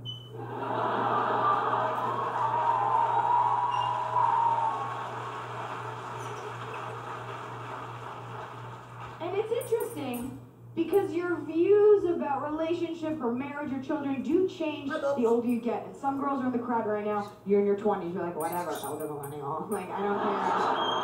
I'm 20, I'm gonna be a gypsy and make jewelry out of cat noses. Yeah, like, I don't care. And I get it, and that's totally fair, because I was like that at one point. And society tells you the same thing over and over. They say, how old are you? And you're like, I'm 23. They're like, oh my God, you have so much time. And you do, but not much. It's not about deciding now, it's about not writing it off totally, because I never thought about it. That's the God's honest truth. I wasn't anti or for. I figured you get a boyfriend, life goes on. When I was in my 20s, I loved, I still do, stand up, traveling, working, and I figure when you turn 30, the government issues you like a house, an okay looking husband, a baby, a plant, and you're done. And I'm like, and it's interesting because my reaction to children, and I don't know how many kids I want. I don't want like a Duggar situation, but maybe one cool baby, I don't know.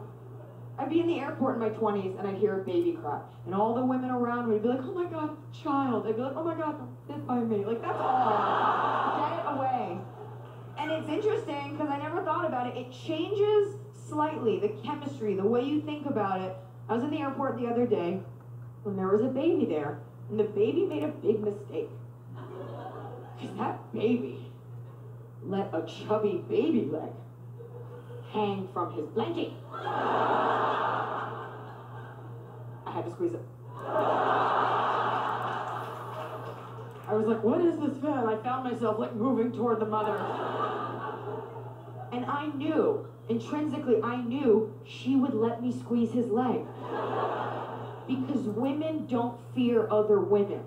When it comes to children, not like the corporate ladder or like dating or anything like that. But she knows I'm not creepy and I mean that baby no harm. That's something that we can trade on as women. Women aren't scary. When you're walking down a street late at night and a woman's walking toward you, you don't cross the other side of the street. I mean, you do. She's like, purple hippo! But like, when you're in an elevator and a woman gets on, you don't ever clutch your purse and back up a little bit. Women aren't scary and women aren't creepy. That's an important thing to remember. That no matter what we get faulted for, and we will get faulted for a lot, things like aging, right? Things you can totally control.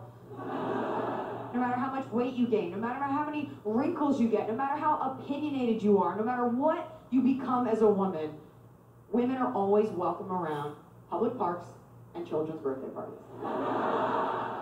Always. I could go to an elementary school right now in a hospital gown with a raccoon on a leash.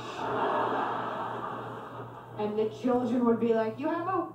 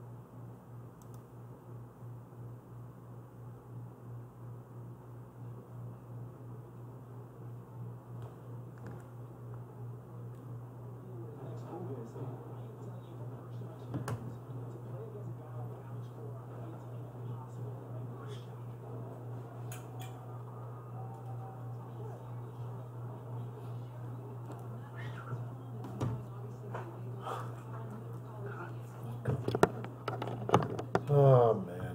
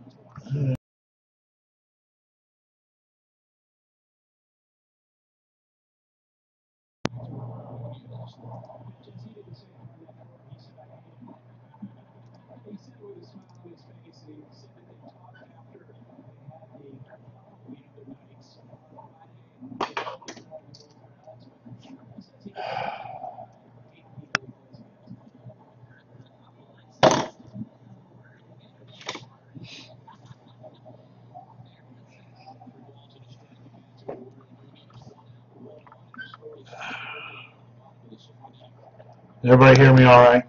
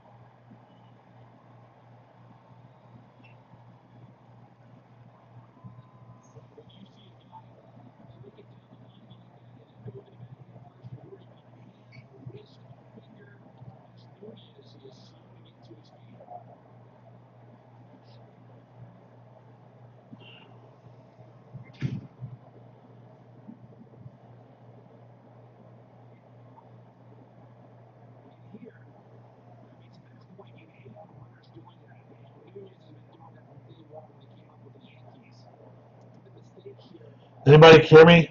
Type in the chat, please, so I make sure I got this working right.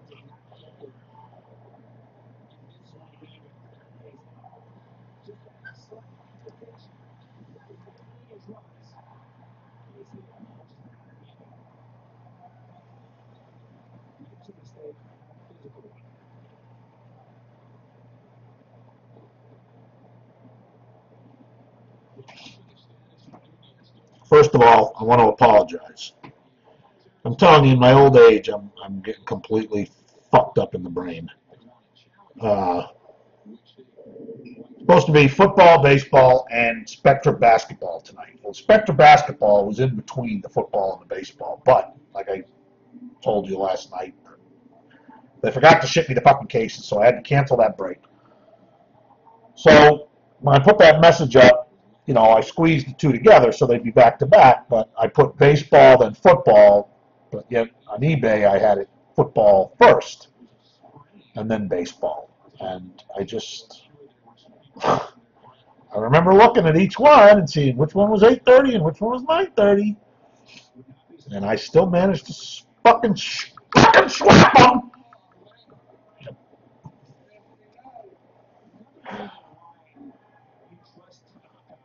So now, since I've had that up there and everybody, I'm going to do the baseball first and then the football. So, not a big deal. They're not long breaks. Everybody likes to see action. So, see some action.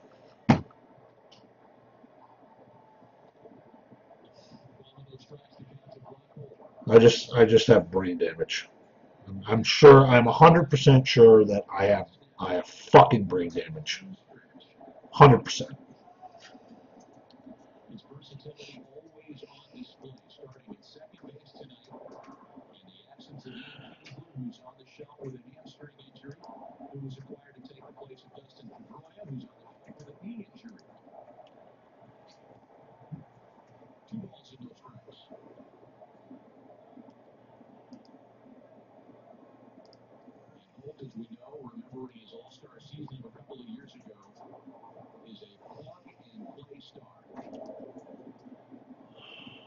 KB,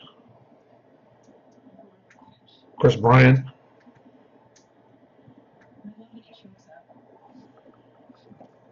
There wasn't any Chris Bryant last night. I don't know what kind of quantity he's in the product. Certainly would be happy to pull one.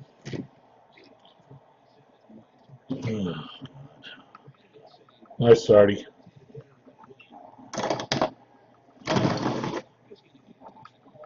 All right, so anybody who's here for the football, that's going to be at 8:30 Central Time. You know, there's someone paid. I don't understand it.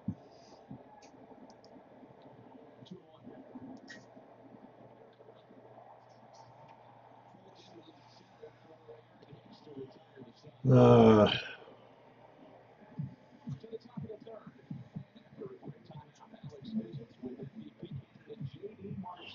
so there's just nothing really all that pressing. Mickey Mantle and Immaculate. I don't know why this guy hasn't paid yet.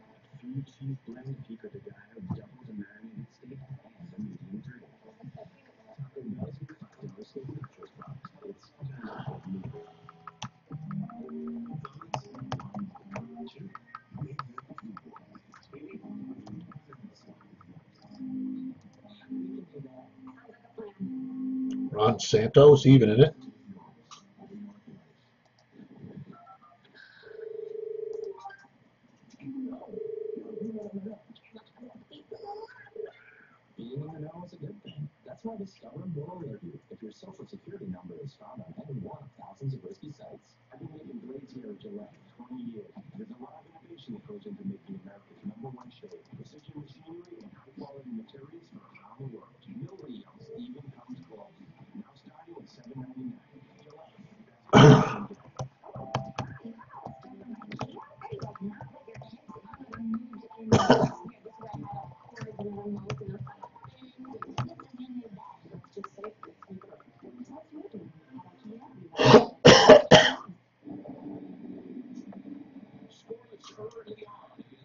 Oh.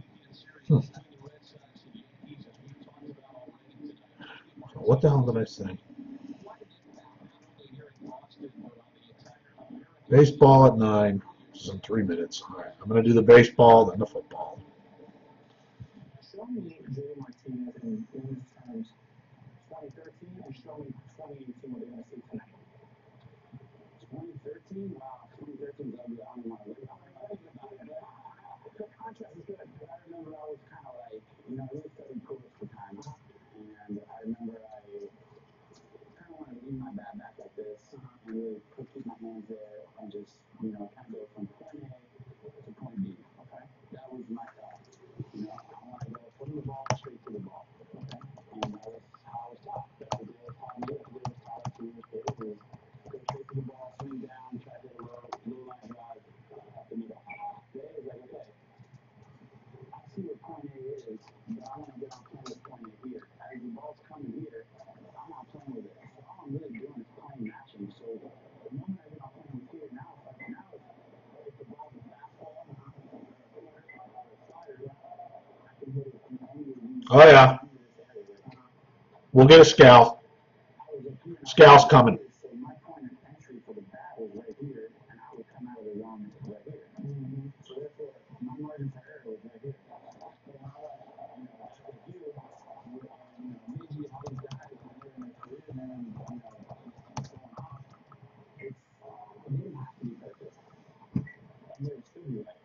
They would take a basketball and hit it here, and shoot to right here. All right, let's do this immaculate ass ball.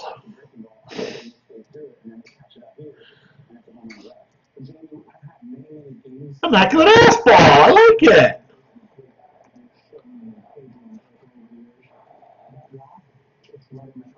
Sometimes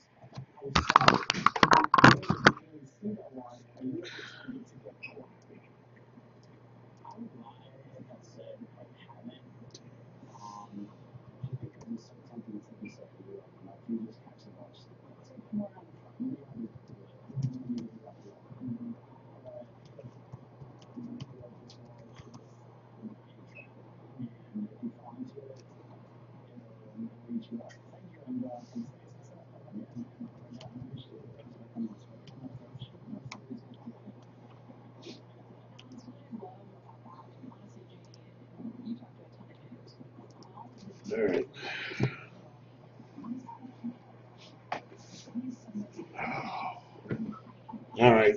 All right. So I'll say it over and over and over again for the people here for the immaculate football. We'll do the baseball first and the football. Please accept my apologies. No cancellation. Just a little fucking brain fart.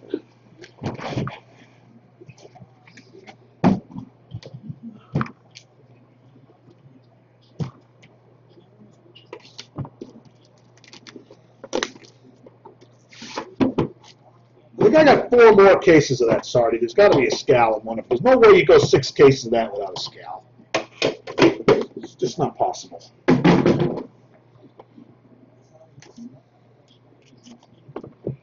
So everyone is welcome to ask me, when is the Immaculate College football break? And I'll leave an answer.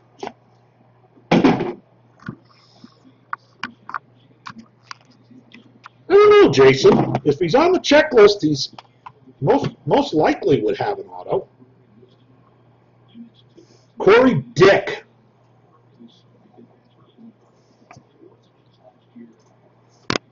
Shadowbox dual patches to 10.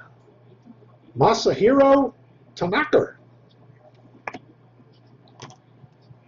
Miguel Sinblo. I just heard on the radio how he was sent back to the minors. Like, really? Mitch Smeller.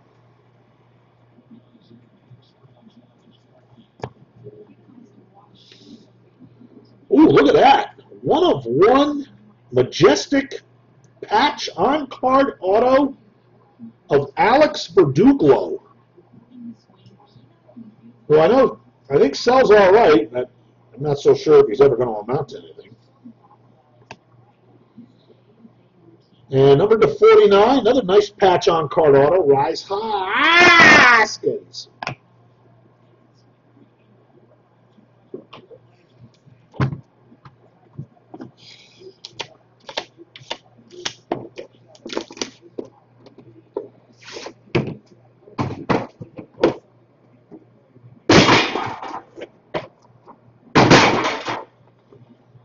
I like smashing stuff.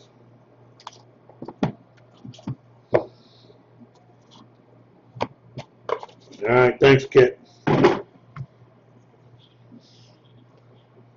Tria Turner base. Take a chance, Cisco. Oh, old timer, Billy Martin to 49. Oh, look at that patch. Part of the Indian Wahoo to 99. Greg Allen. On card. Another nice on card. Number to 5. These are like the bowl patches, I guess. Austin Hayes. Wow. Quad patches to 25. Not on card, though. Vic Robles. Vic Globals. Will the Yankees lose again? They seem to be sucking.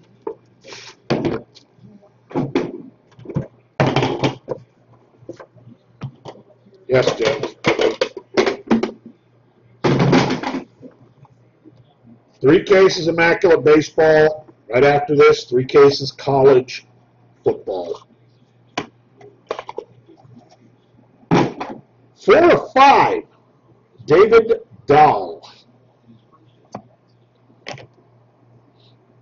Ahmed Blozario. Giant pinstripe. Oh, number to 15. Nameplate patch of Vlad Guerrero Jr.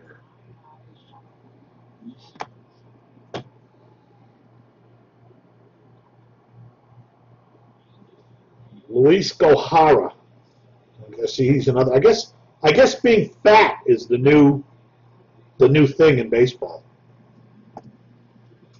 Because they all seem to be fat asses. Take a chance, Cisco Eye Black to 99. Wow, number to 20. Eye Black auto of Gary Buck 88 Sanchez. Wearing Ricky Henderson's old number.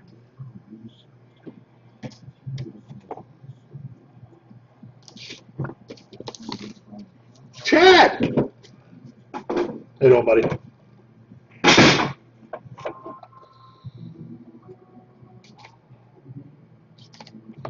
I've got a name.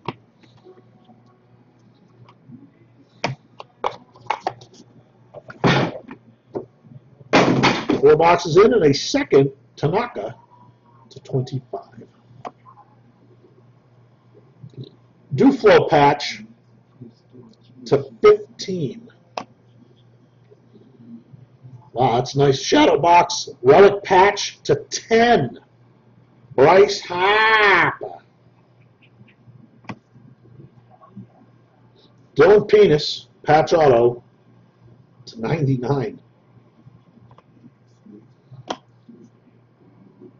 99, Jack-Off Flaherty. Relic auto to 49, Gay Mancini.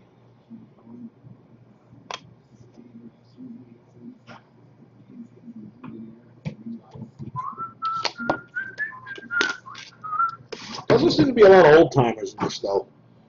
Like, Billy Martin might be the only one we get. I don't understand that.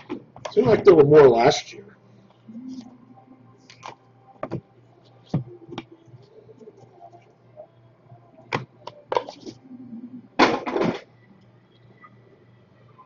Buster Posey.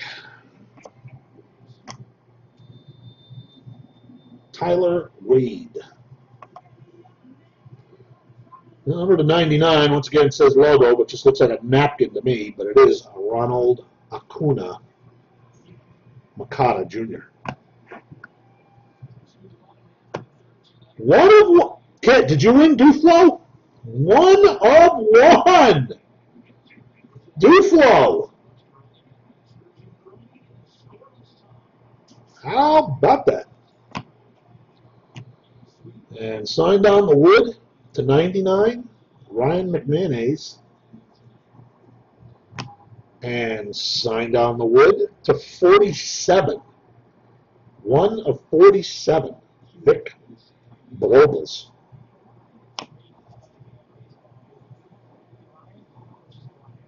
Back-to-back wood.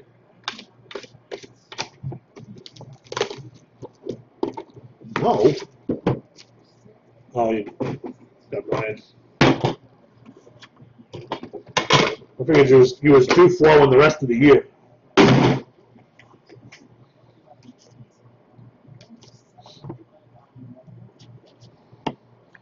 Wow, two cool 1 out of 1s in this case. 99, Roberto Clemente. Yay, Tyler Wade. Jose Altuve. Nice patch auto. 49, 1 of Lucas Sims. Harrison Masturbator. Well, here's a name you don't see much, although he's been in stuff. To 25, I Black Auto. Below, Bichette. Son of former Major Leaguer Dante Bichette.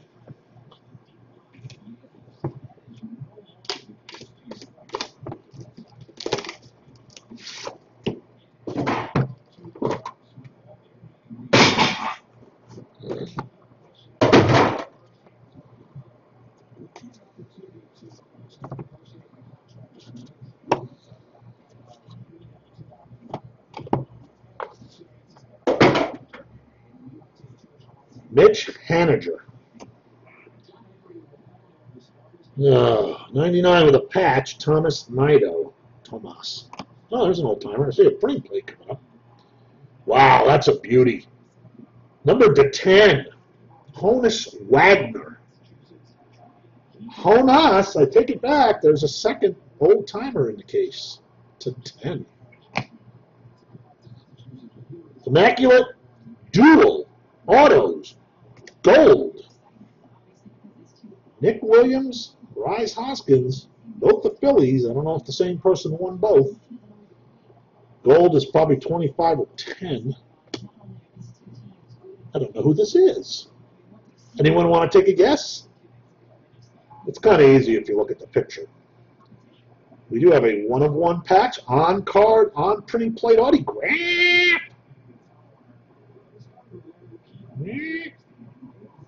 Right. Hunter Pence. Yeah, you looks at the beard almost. Or Sean Doolittle if he was batting. And Dodgers rookie pitcher Walker Buehler. Another one. We have 4 or 5 cards, one of something in this case. Walker Buehler.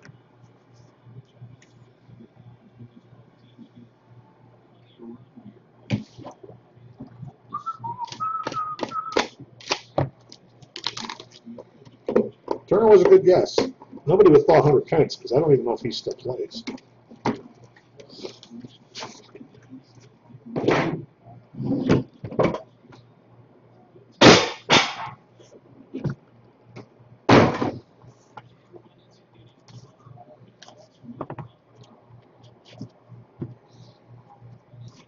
Walker Buehler. 66 of 66. Hey, Luis Severino.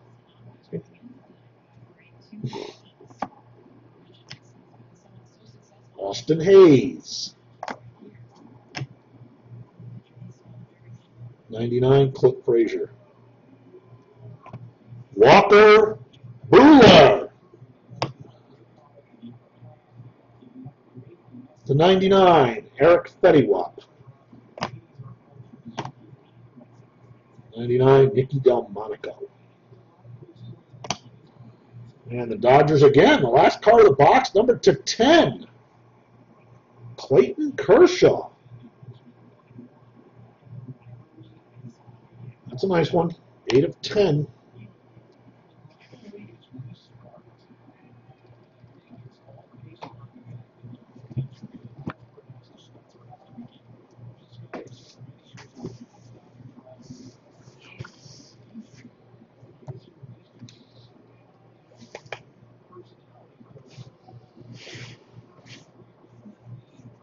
I don't understand why there's crud all over. Do not believe the condition some of these cases fucking come in. They literally look like they've been hit by a train.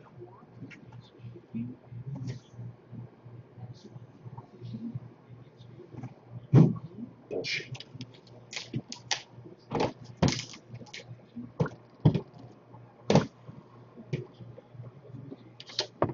All right. Case 2, and then Immaculate College Football. For those waiting for the college football, I'm going to write up.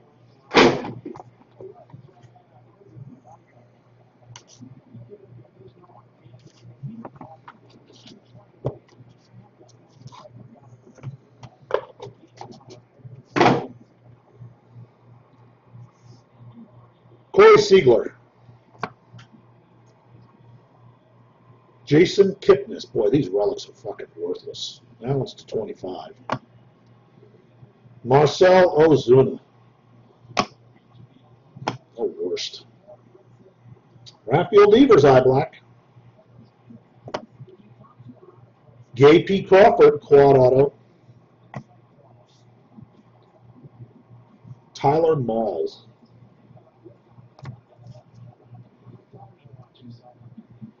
Shut up, A-Rod. Assholes. I am A-Rod.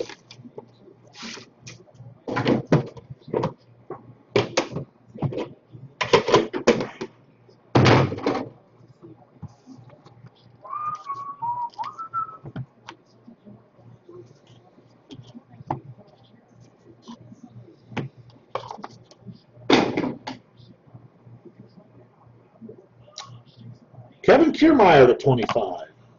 Tyler Mall relic. I guess there's 2 of these in every fucking box. The 49, Below Jackson.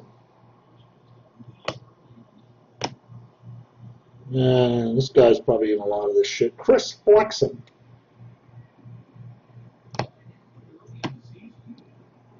And didn't we just get this card?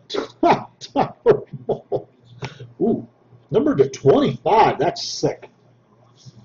Triple patch autograph Ozzy Albies. Look at that last patch. Hey, Bauer.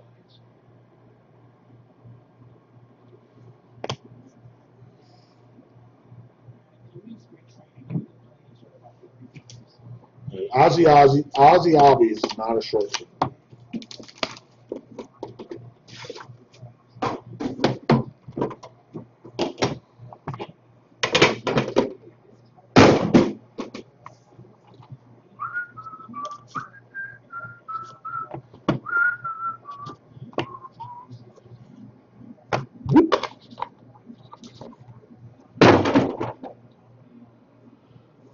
Elton Joe DiMaggio. Oh, just missed his jersey. 4 of 99.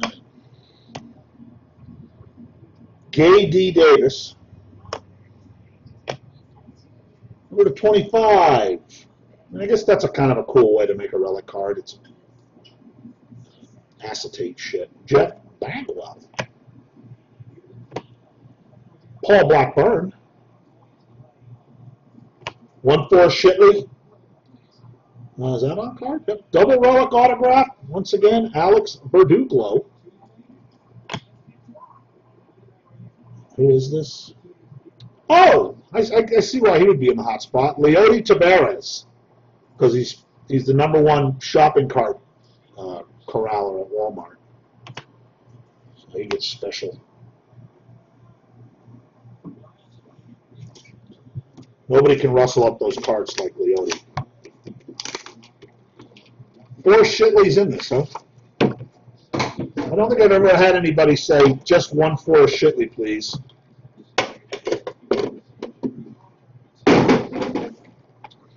Not quite 60. It's not a bad way to make $1 million a year.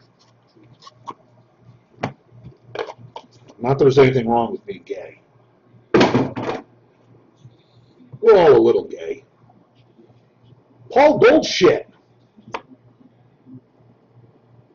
Hey, it's badass Reyes Moronto patched to 10. I'd pay a dime for that. Oh, we got the Aaron Judge, I believe. Jumbo with a wrinkle. I can iron that out for the winner if they'd like. Zach Granite. 25. Ooh, Andrew Stevenson. Well, if you're going to get an Ahmed Rosario, at least it looks like that. Number 10.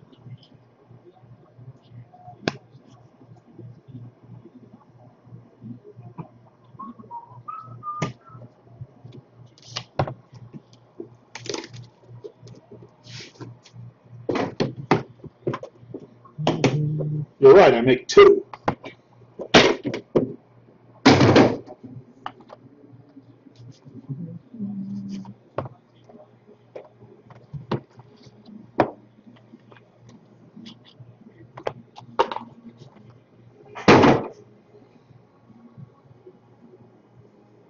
Michael Conforto.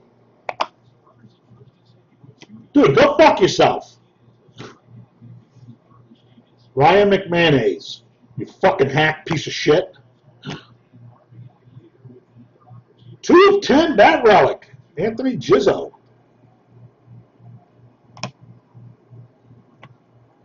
Yeah, go fuck him too. Fucking loser. Francisco Mihaler to 99. Tyler Wade quad relic autograph. Oh, look at this. Number 4 of 5, Donnie Baseball.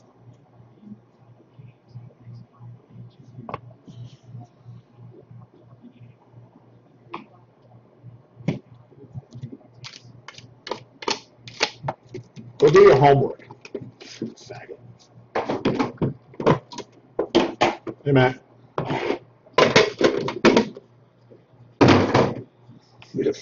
We have 15,000 1991 Donruss, man, including a Juan Gonzalez.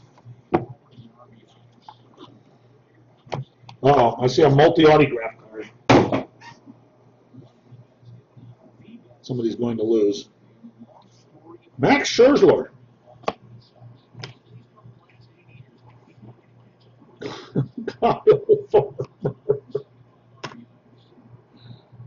That's cool, Mike Stanton, jumbo bat relic to 25. Second case, buddy. Mitch Garver. Who's this queer? Take a chance, Cisco.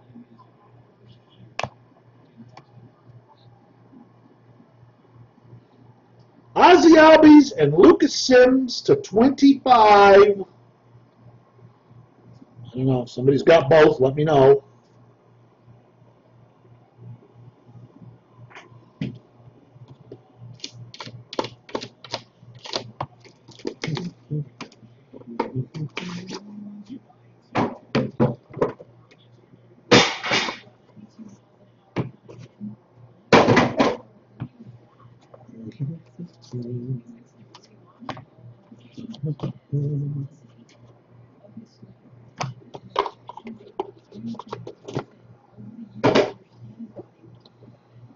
But there's much better people you could try to go entertain than here.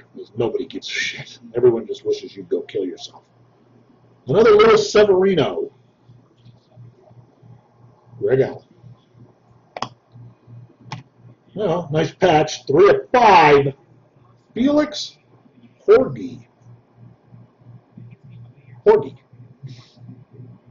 He's got to be pitching pretty good. Well, he's pitched 3 innings, hasn't given up a run. 49 on a piece of wood, Austin Gaze. On-card quad, Jack-Off Flaherty. And sadly, probably the worst card that I've pulled so far, auto-wise, Adam Jones. It's 25.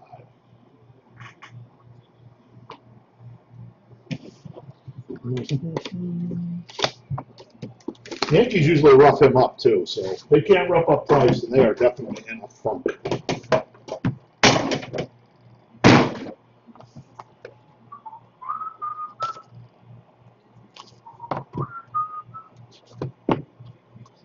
I think we're finally getting a points card, yep.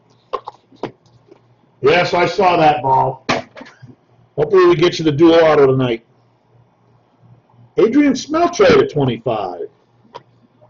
Well, Chad, probably not the best card you'd be looking for, but it is an Anthony Bandasaw. Well, number to 10, nice Chance Cisco patch. There was an Aaron Judge relic. Did have a puck spot for the points. Nick Williams.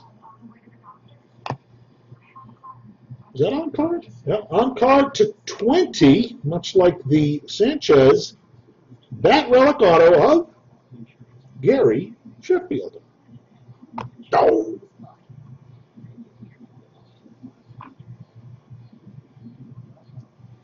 I don't know how much more Topps Chrome I do, but I'm almost guaranteeing I pull the Ahmed Rosario Super Fractal. I am just the fucking Ahmed Rosario magnet of all magnets.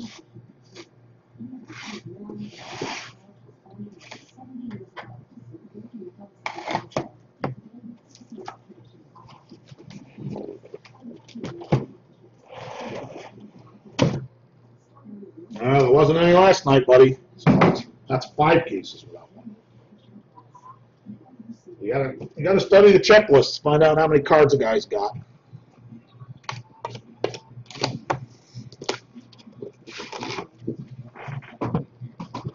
I just don't know why people come in here and say dumb shit. Like, it just amazes me. If you're gonna be an internet troll, go do it somewhere where you might actually annoy somebody.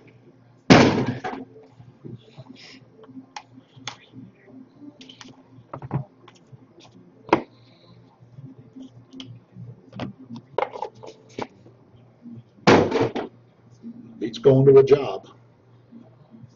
Corey Kluber. Brian Anderson. To 25, Max Scherzer. Ugh. Thiago Vieira. Ugh. Yay, Eric Taines. Wow, another dual auto. Oh, man. Ozzy Albies is on this one, too. God Christ, I hate that somebody might lose, too. This one's got Vic Robles with it, though.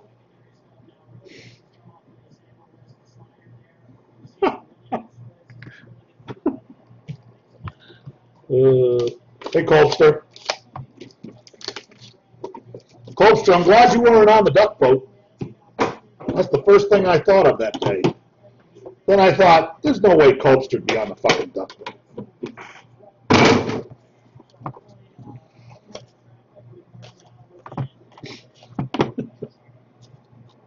You goddamn right, you idiot.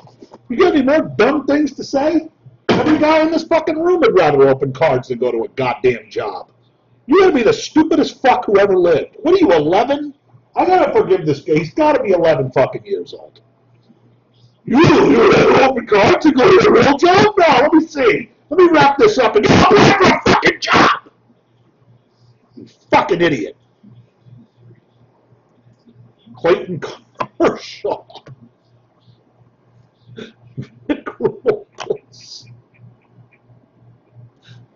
Corey Seager. Oh, nice Brian Anderson patch auto. I think I had a first timer tonight win Brian Anderson. That's a beauty. And this one's a sticker. Why has he got 2 on cards and then a sticker? Alex Verdugo.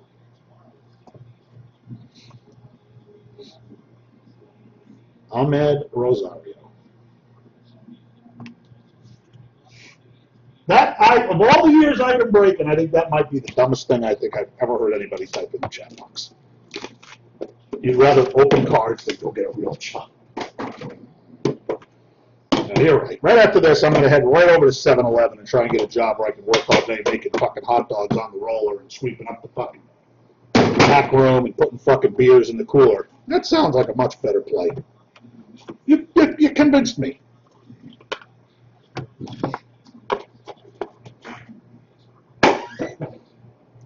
You convinced me. Give me my dollar back.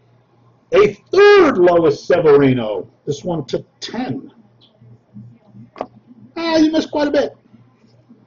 Ugh. Ahmed Rosario.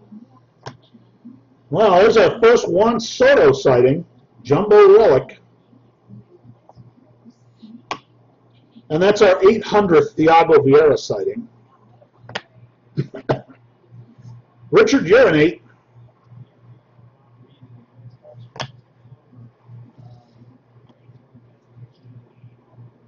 Wow, look at that. I don't know if this guy's having a problem with his handwriting or he was drinking or what. This is the worst auto I've ever seen of Luis Robert.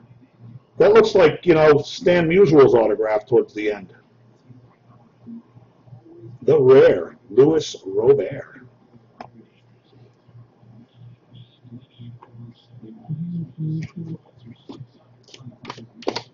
By the way, you should change your name to Bauer Shits. That used to be almost funny.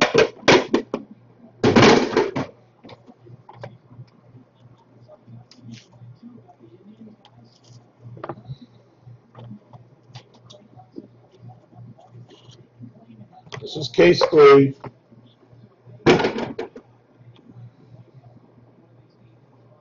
Buster Posey. I had a situation. I announced to everyone on the YouTube page all afternoon what the deal was.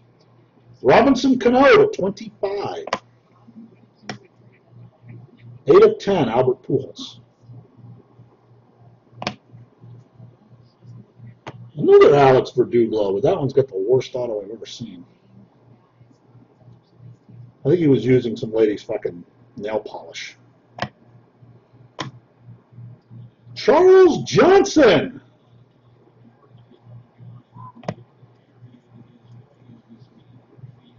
Rise Hoskins, dual relic. Don't worry, the cards are all the same. And as soon as I'm done with the football break, I'll put the video up. Jesus Christ, Dan, I hope that's not a friend of yours.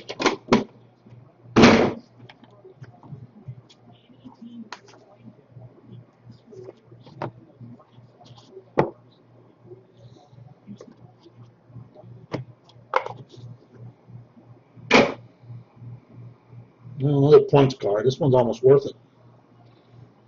D. Gordon. Dylan Penis.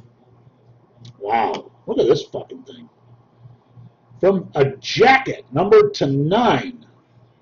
Harrison Master Bader.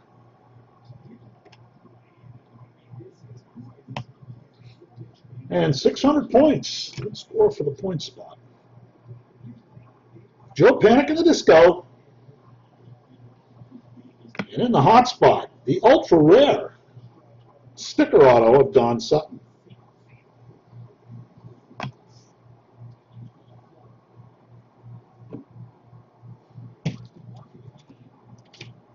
I wish this was like Breakers where you could block somebody, but I don't think you can.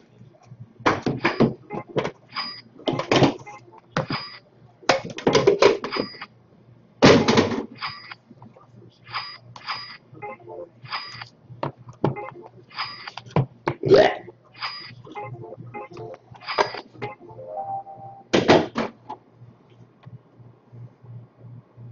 Marcel Ozuna.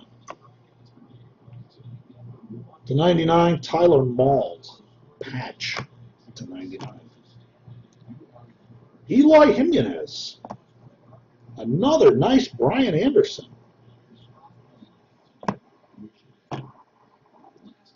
And another Alex Verdugo. 1 of 99. Number to 25. Yay, Jim Rice. Sardi, do you have Jim Rice? I know he's one of your boys.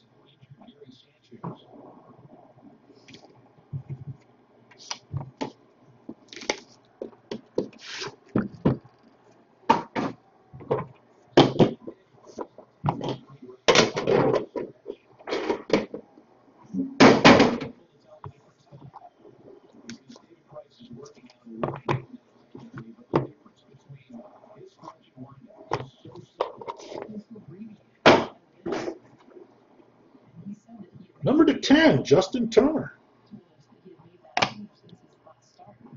Brandon Woodruff. Ooh, what the hell is that? Number 2 of 8.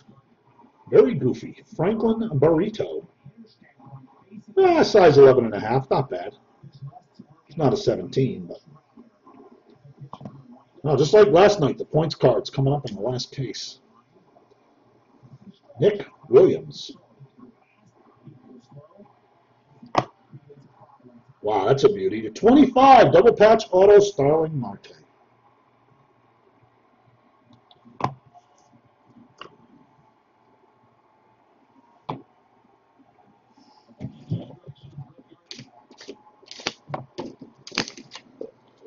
Bookmark my YouTube so that when I upload the video later, you'll get a notice. We had to have a time change because of a canceled break, so I apologize for that. Do you have Marte kit? Shit. The box hit the edge of the thing, just blew off into 2 pieces. It was pretty cool. Wrong Cub, Ian Happ. Thanks for letting us know, fucking twit. 10 of 10 with a laundry tag, Francisco Maheiler. And we have another Aaron Judge. Shadow box, 99. Number 4 of 5 for the Mets, Chris Flexen.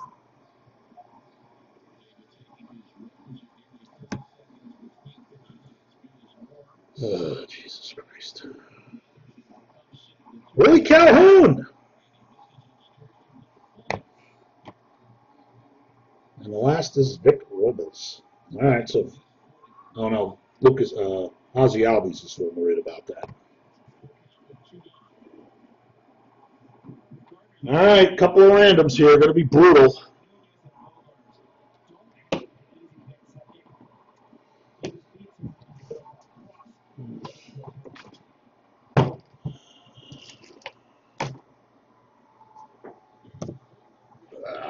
Be right back.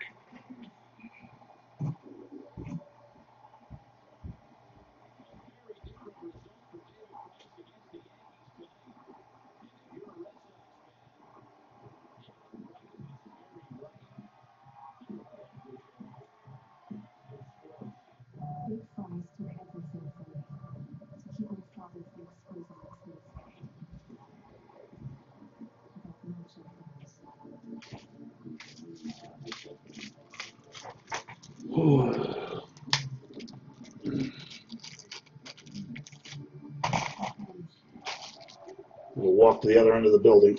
Sleeves.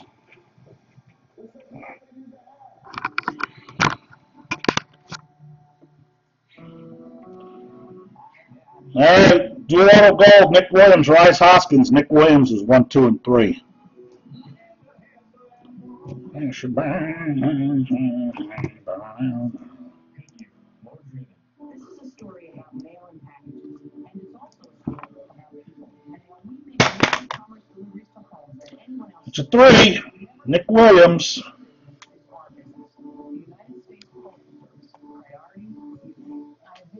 United States Postal Service. We suck.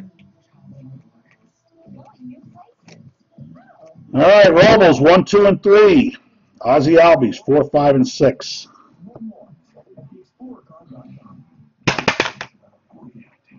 That's a 5, so Ozzy Albies is not going to lose both. Now we may win both. Ozzy Albies. And on this one, Ozzy Albies is 1, 2, and 3. And Lucas Sims is 4, 5, and 6. You have Ozzy Albies? All right. Or was that for the redemption? Oh, that one's a 6, so it's a split. Lucas Sims. So everybody made out because it was a Vic Robles auto too. So everybody got a little piece. Everybody got a little piece.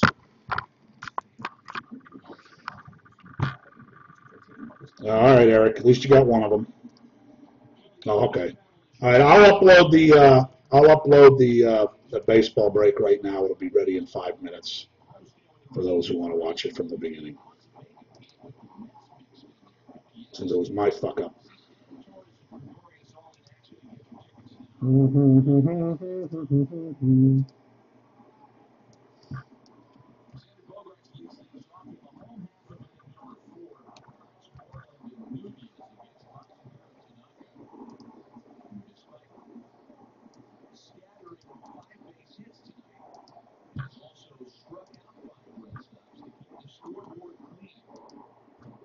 All right, there's the link for the baseball break. It'll be ready in about 5 minutes. I apologize to those for the time mistake. It's not the end of the world. We're all men. Let's not act like fucking broads, man. Ain't nothing fucking worse than men acting like fucking uteruses. Makes me want to fucking kill.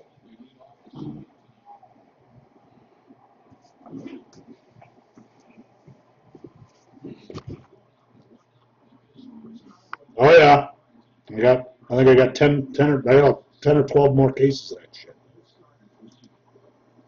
All right, college football.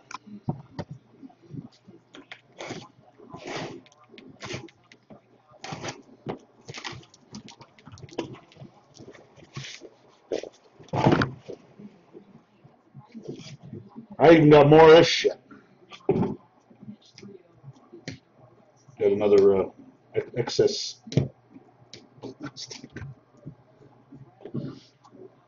Yeah, Earl Campbell's in this. This is the football, right?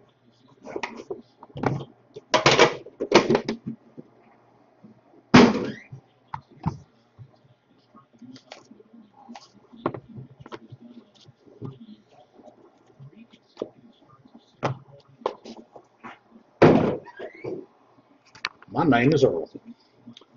Equanimous. Hit a lot of Equanimouses. Sam Darnold. Oh, that card's numbered to 12. Not bad. Nice patch. 99, Sony Michel Mabel. That's 250. There's a point spot coming up on this one. Wow, this is pretty badass. Look at that cool. Kind of hard to see it. NCAA rocket ship. 1 of 1. Christian Kirk. It's very hard to make that out, but I'm sure it looks like a rocket ship. All right, for the point spot on that one, that's 400 points. Jalen Samuels, patch auto. And there's a good one. Sony Michel, 3-color. Yeah, it's kind of what it looked like. A little bit. A little bit.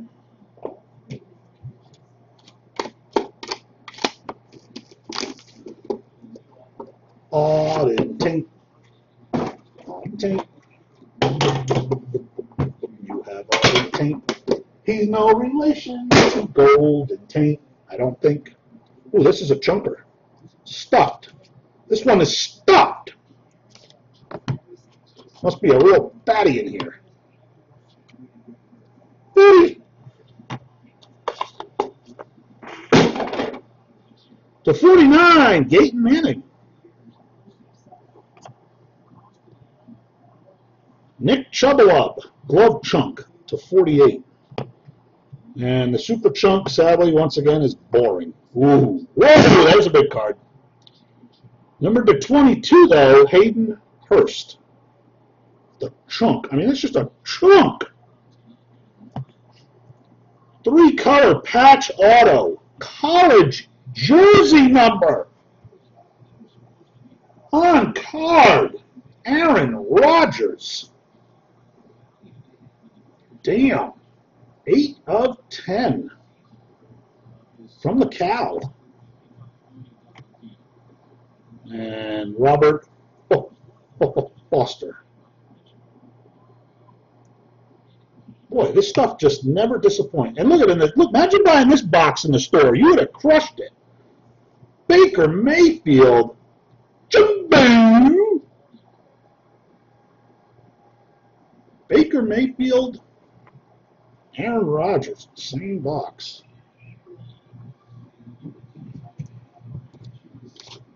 I'm sure we'll be getting the anti-box of that anytime now. $30 worth of cards.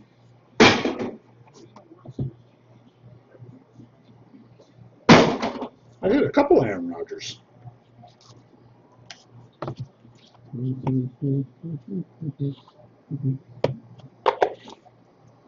I should be Magic Matt. Barry Sanders. Mariota, Cooper, Gordon, and J.T. Barrett. Will J.T. Barrett win a card? Taking bets now. Christian Kirk. To 92, Calvin Ridley Lamar. And another brutal dual auto. 9 of 10, Jordan Lasley and Josh Blosen. Really, I have not picked up on that pattern. Well, they knew they got to hook you up with something. Wow, that's Willie Rumble patch. 1 of 1. It's not Geis, it's the other guy. DJ Chark. 1 of 1 with the bowl patch. Disgusting. Kid, I believe you said you picked up the bones, man. Patch auto number 1.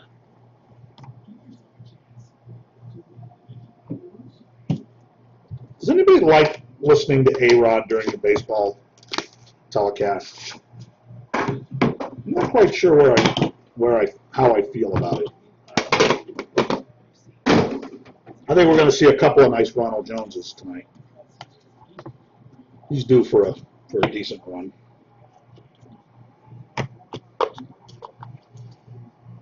Well, I think this officially just becomes the best Tom Brady we've pulled yet, to 49.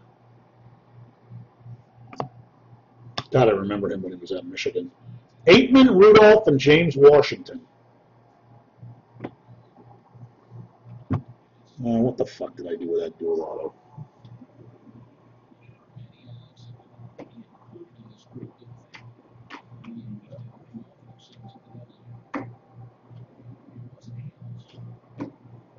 Guys got to keep me on my toes. I got to put those aside so I don't forget them. I'm waking up at 5 in the morning to do randoms. Traquan Smith, horrifying. To 84, Cortland Sutton from the SMU. From the Washington, Dante Penis. Deontay Burnett. Who is this? Oh, jeez. 13 of 25. Guy might be good. You never know. Jumbo patch auto. Luke Falk. Luke Millennium Falk. And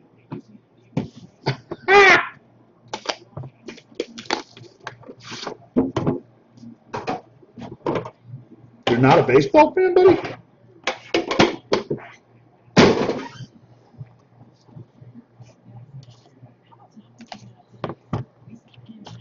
It's almost time for football.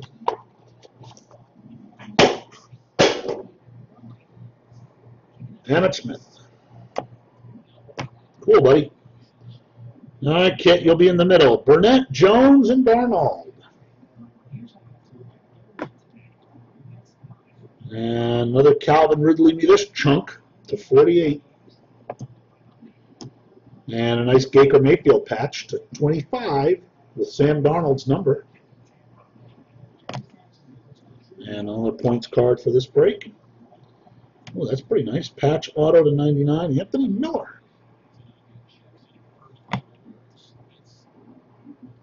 DJ Moore.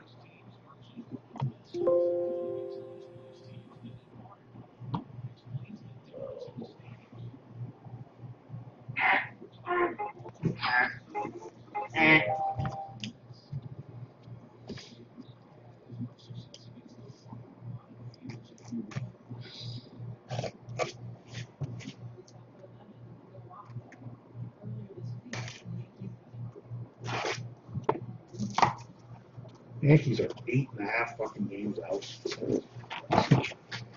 They suck.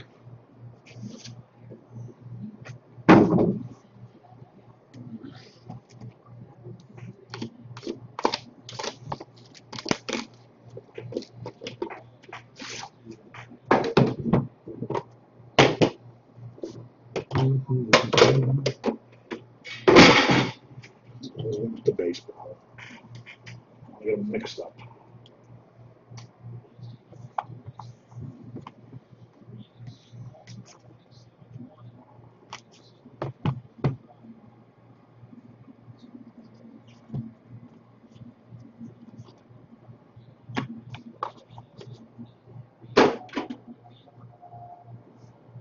Leonard Fournette.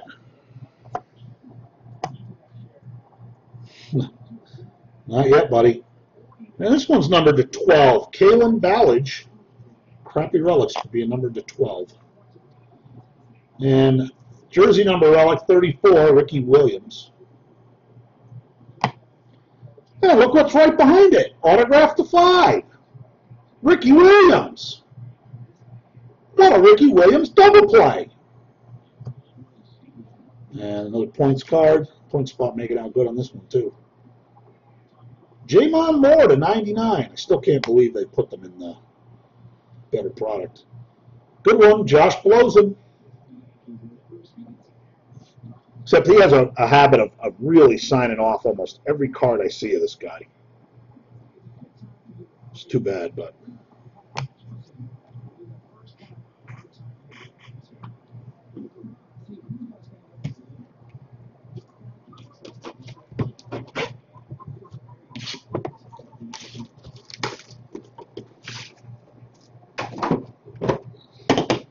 Somebody's definitely fucking up the wrapping machine over the page.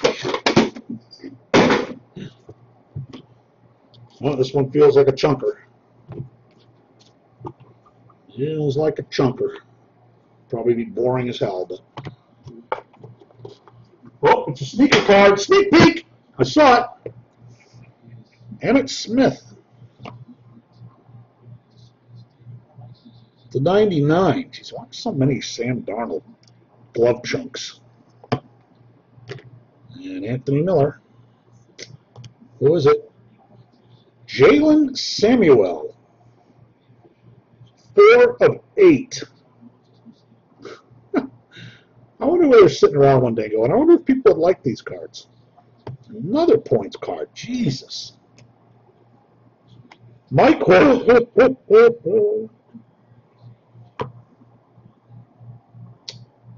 Mason Rudolph with a nice patch. Yeah. Got a couple of, I thought we had a couple of them last night.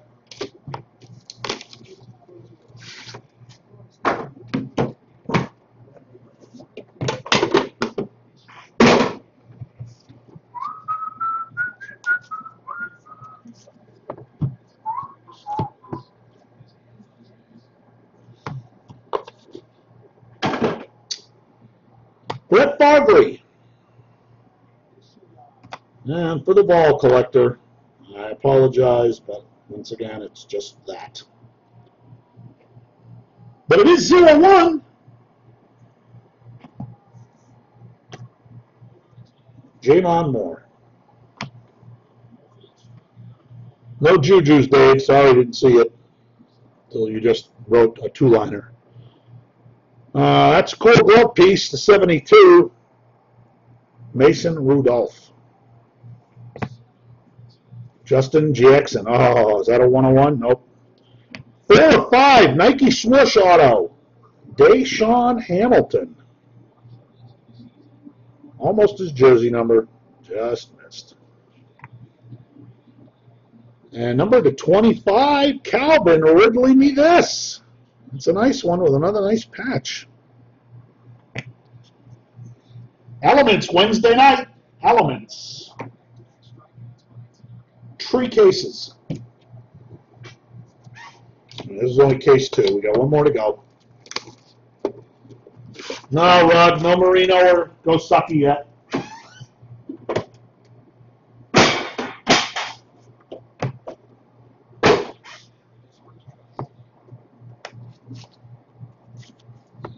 Really? You haven't been in here for a... Oh, yeah, no, this college stuff, I mean, for the college collectors, there's nothing better.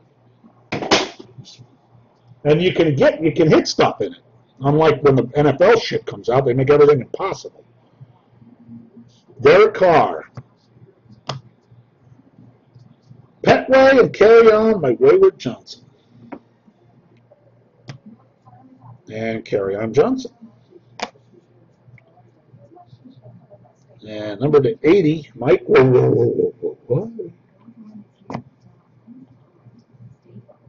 Who's this loser? Kiki Kuti. I guess he's the guy that's not going to be able to sign anything without a streak. Deontay Burnett to 25. And 99, Kyle Lauletta.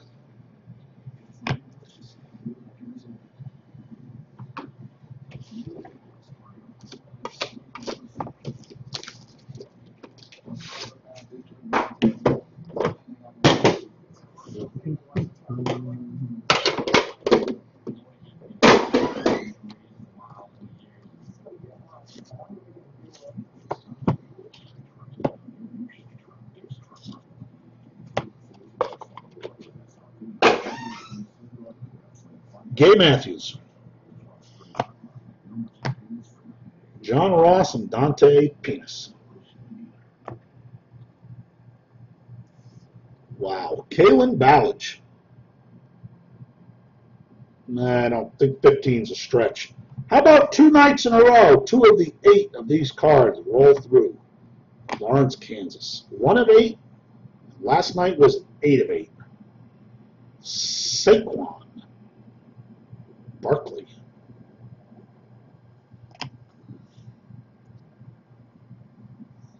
Deion Kane.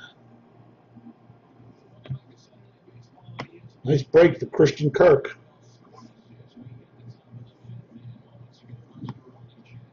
And from the Colorado State, Michael Gallup.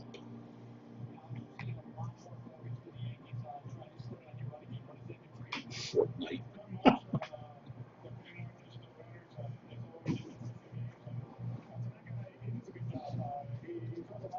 Yeah, Fortnite. That's an even better job than cards. Look at them guys in Fortnite are making $500,000 a month.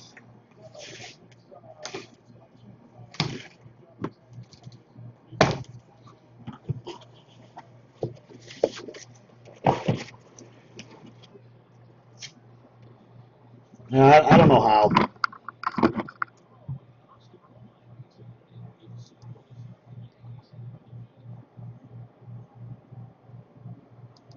How about report?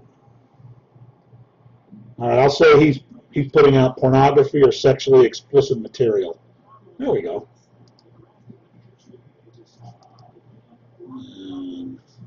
Put user in timeout? I don't know.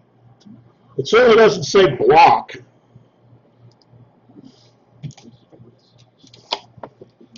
reported him for spamming pornography. They'll probably kick me off for lying, but I think it was coming.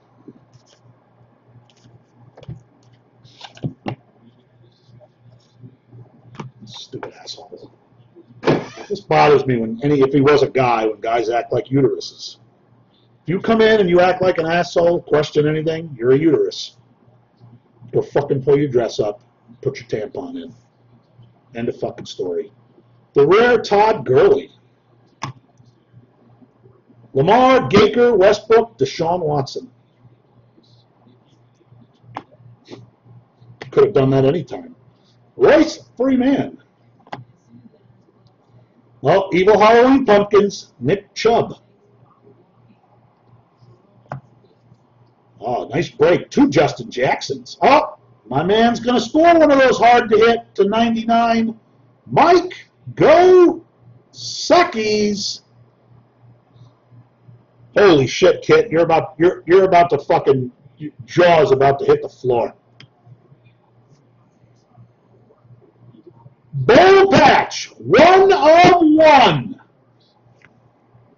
Ronald Jones. Yeah, but you didn't see the 1 of 1 part.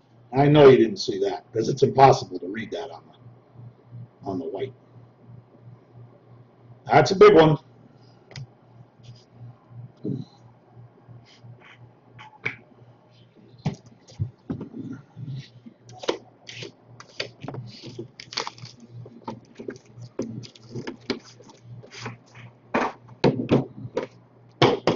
Now, I wish they put the 1 of 1 against anything but the white background.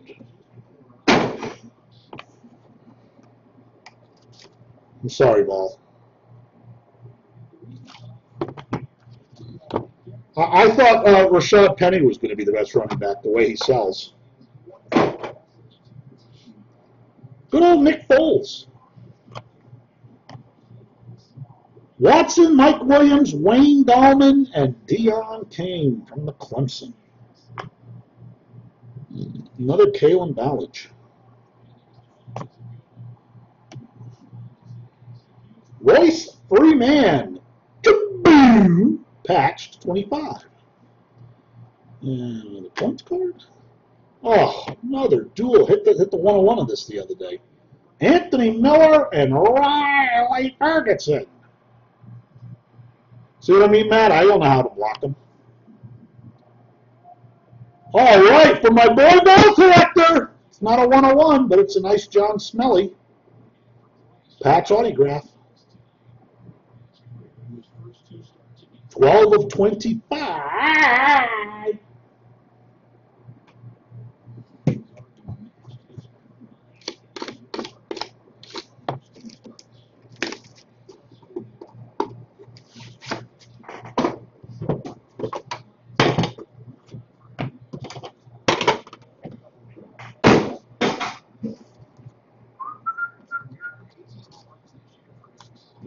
Dude, you can't stop. You're fucking brain damaged. Your parents are assholes. Your whole fucking family's assholes. That's why you're an asshole. Derek Carr. To 48. Cool glove piece, Darius Geis. And a super chunk to 14, and it's his jersey number, 4 of 14, Michael Gallup. Kyle Lauletta to 49. Yeah, another 1 of 1 patch auto, just crushing it. I don't know if this guy's any good. I don't even know what position he is. I think he's a white guy. Trey Quinn, the Eskimo. That looks like the pony leg. 1 of 1. Yeah, you are correct. With a gorgeous patch, even though it's numbered to 99, the rarest of the rare, a guy who's probably going to be out of the NFL by week 8.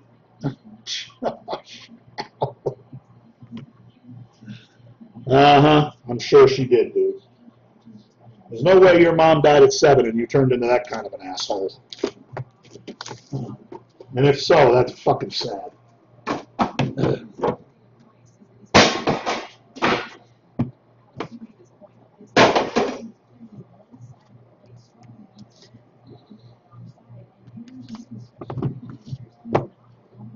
No, ain't nobody gonna forgive you because you blew it.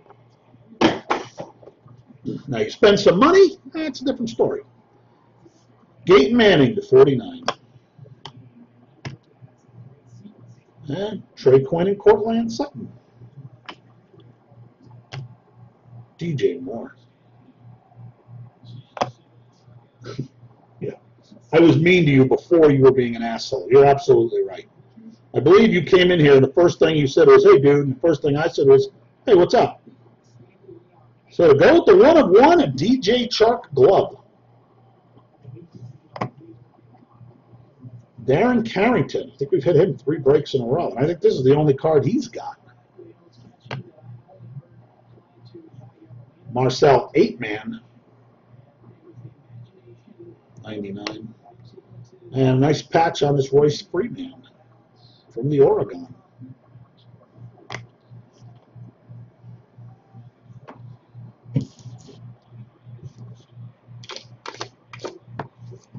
Well, we've hit every quarterback, not a Darnold autograph.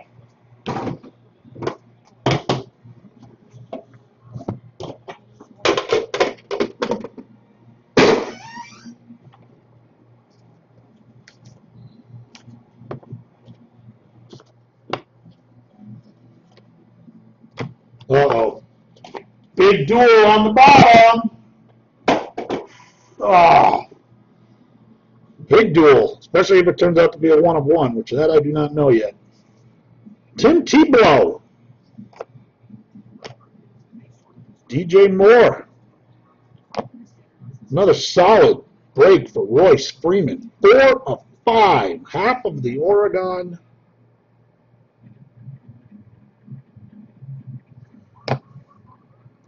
Wow. Somebody's about to have a really good box if they win this random. Patch auto to 99, Sony Michel Mabel. Oh, Kurt Benkert. And a dual autograph to 25, Sony Michel and Nick Chubb. Damn. Some ugly cards to be losing tonight. Tonight!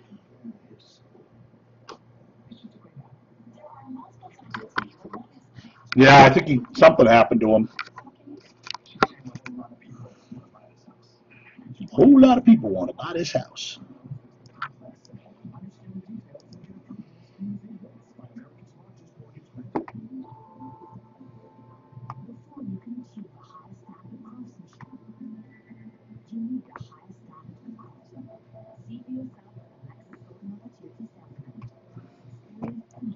Dude, shut up!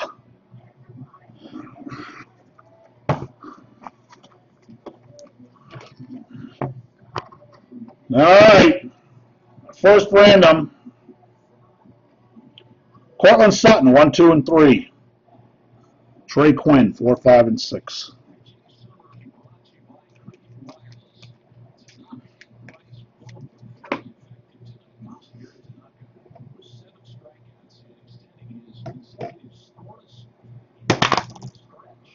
Three. Nice solid roll. Cortland Sutton.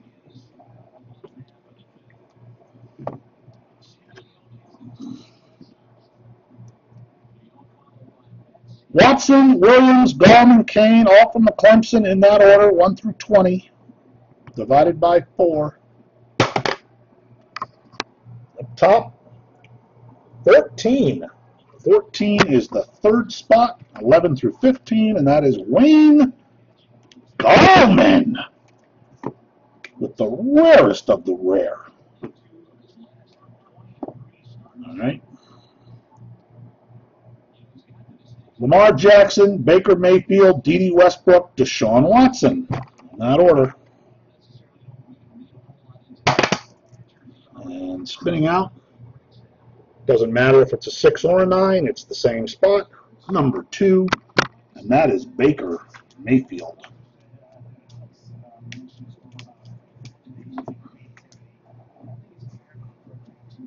No deals being made on any dual autographs.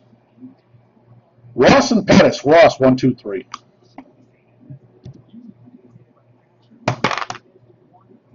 Five. Dante Penis.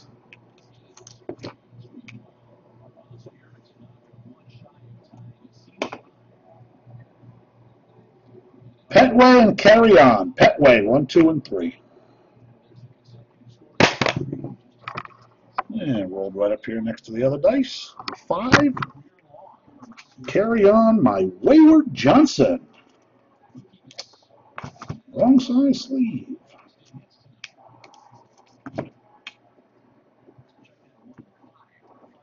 And we got a triple.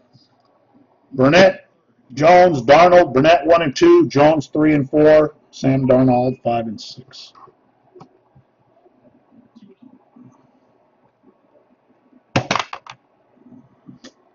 It's a 2. And a 2 is Deontay Burnett.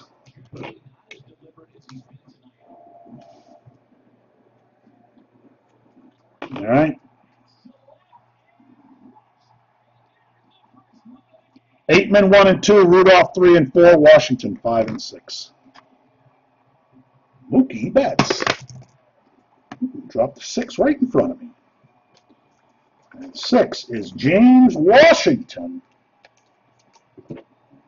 from the OSU.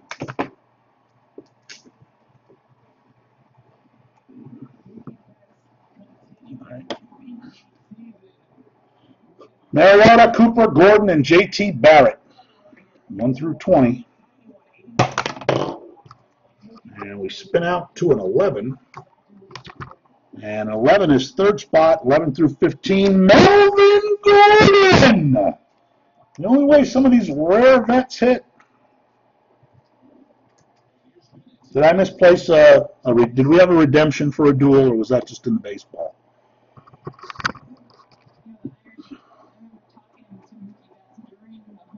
Jordan Lasley, 1, 2, and 3. Josh Blosen, 4, 5, and 6.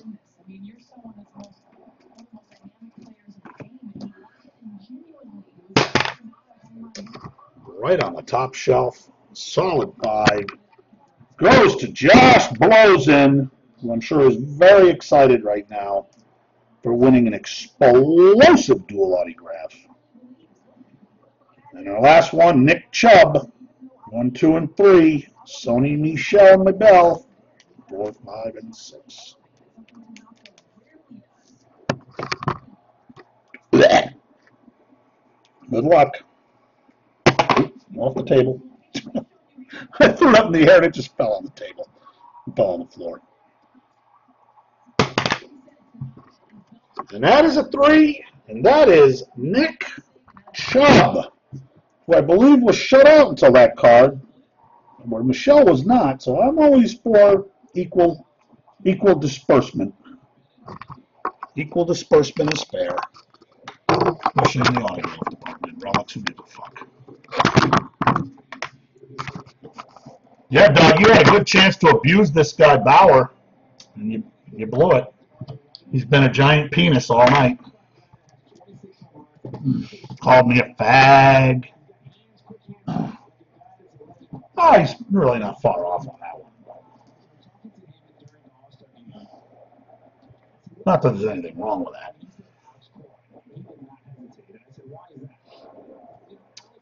All right, so that's it on that. And Wednesday night, we're doing 3 cases of Elements. 3. So, yeah, the fucking giant fucking sausage motherfuckers.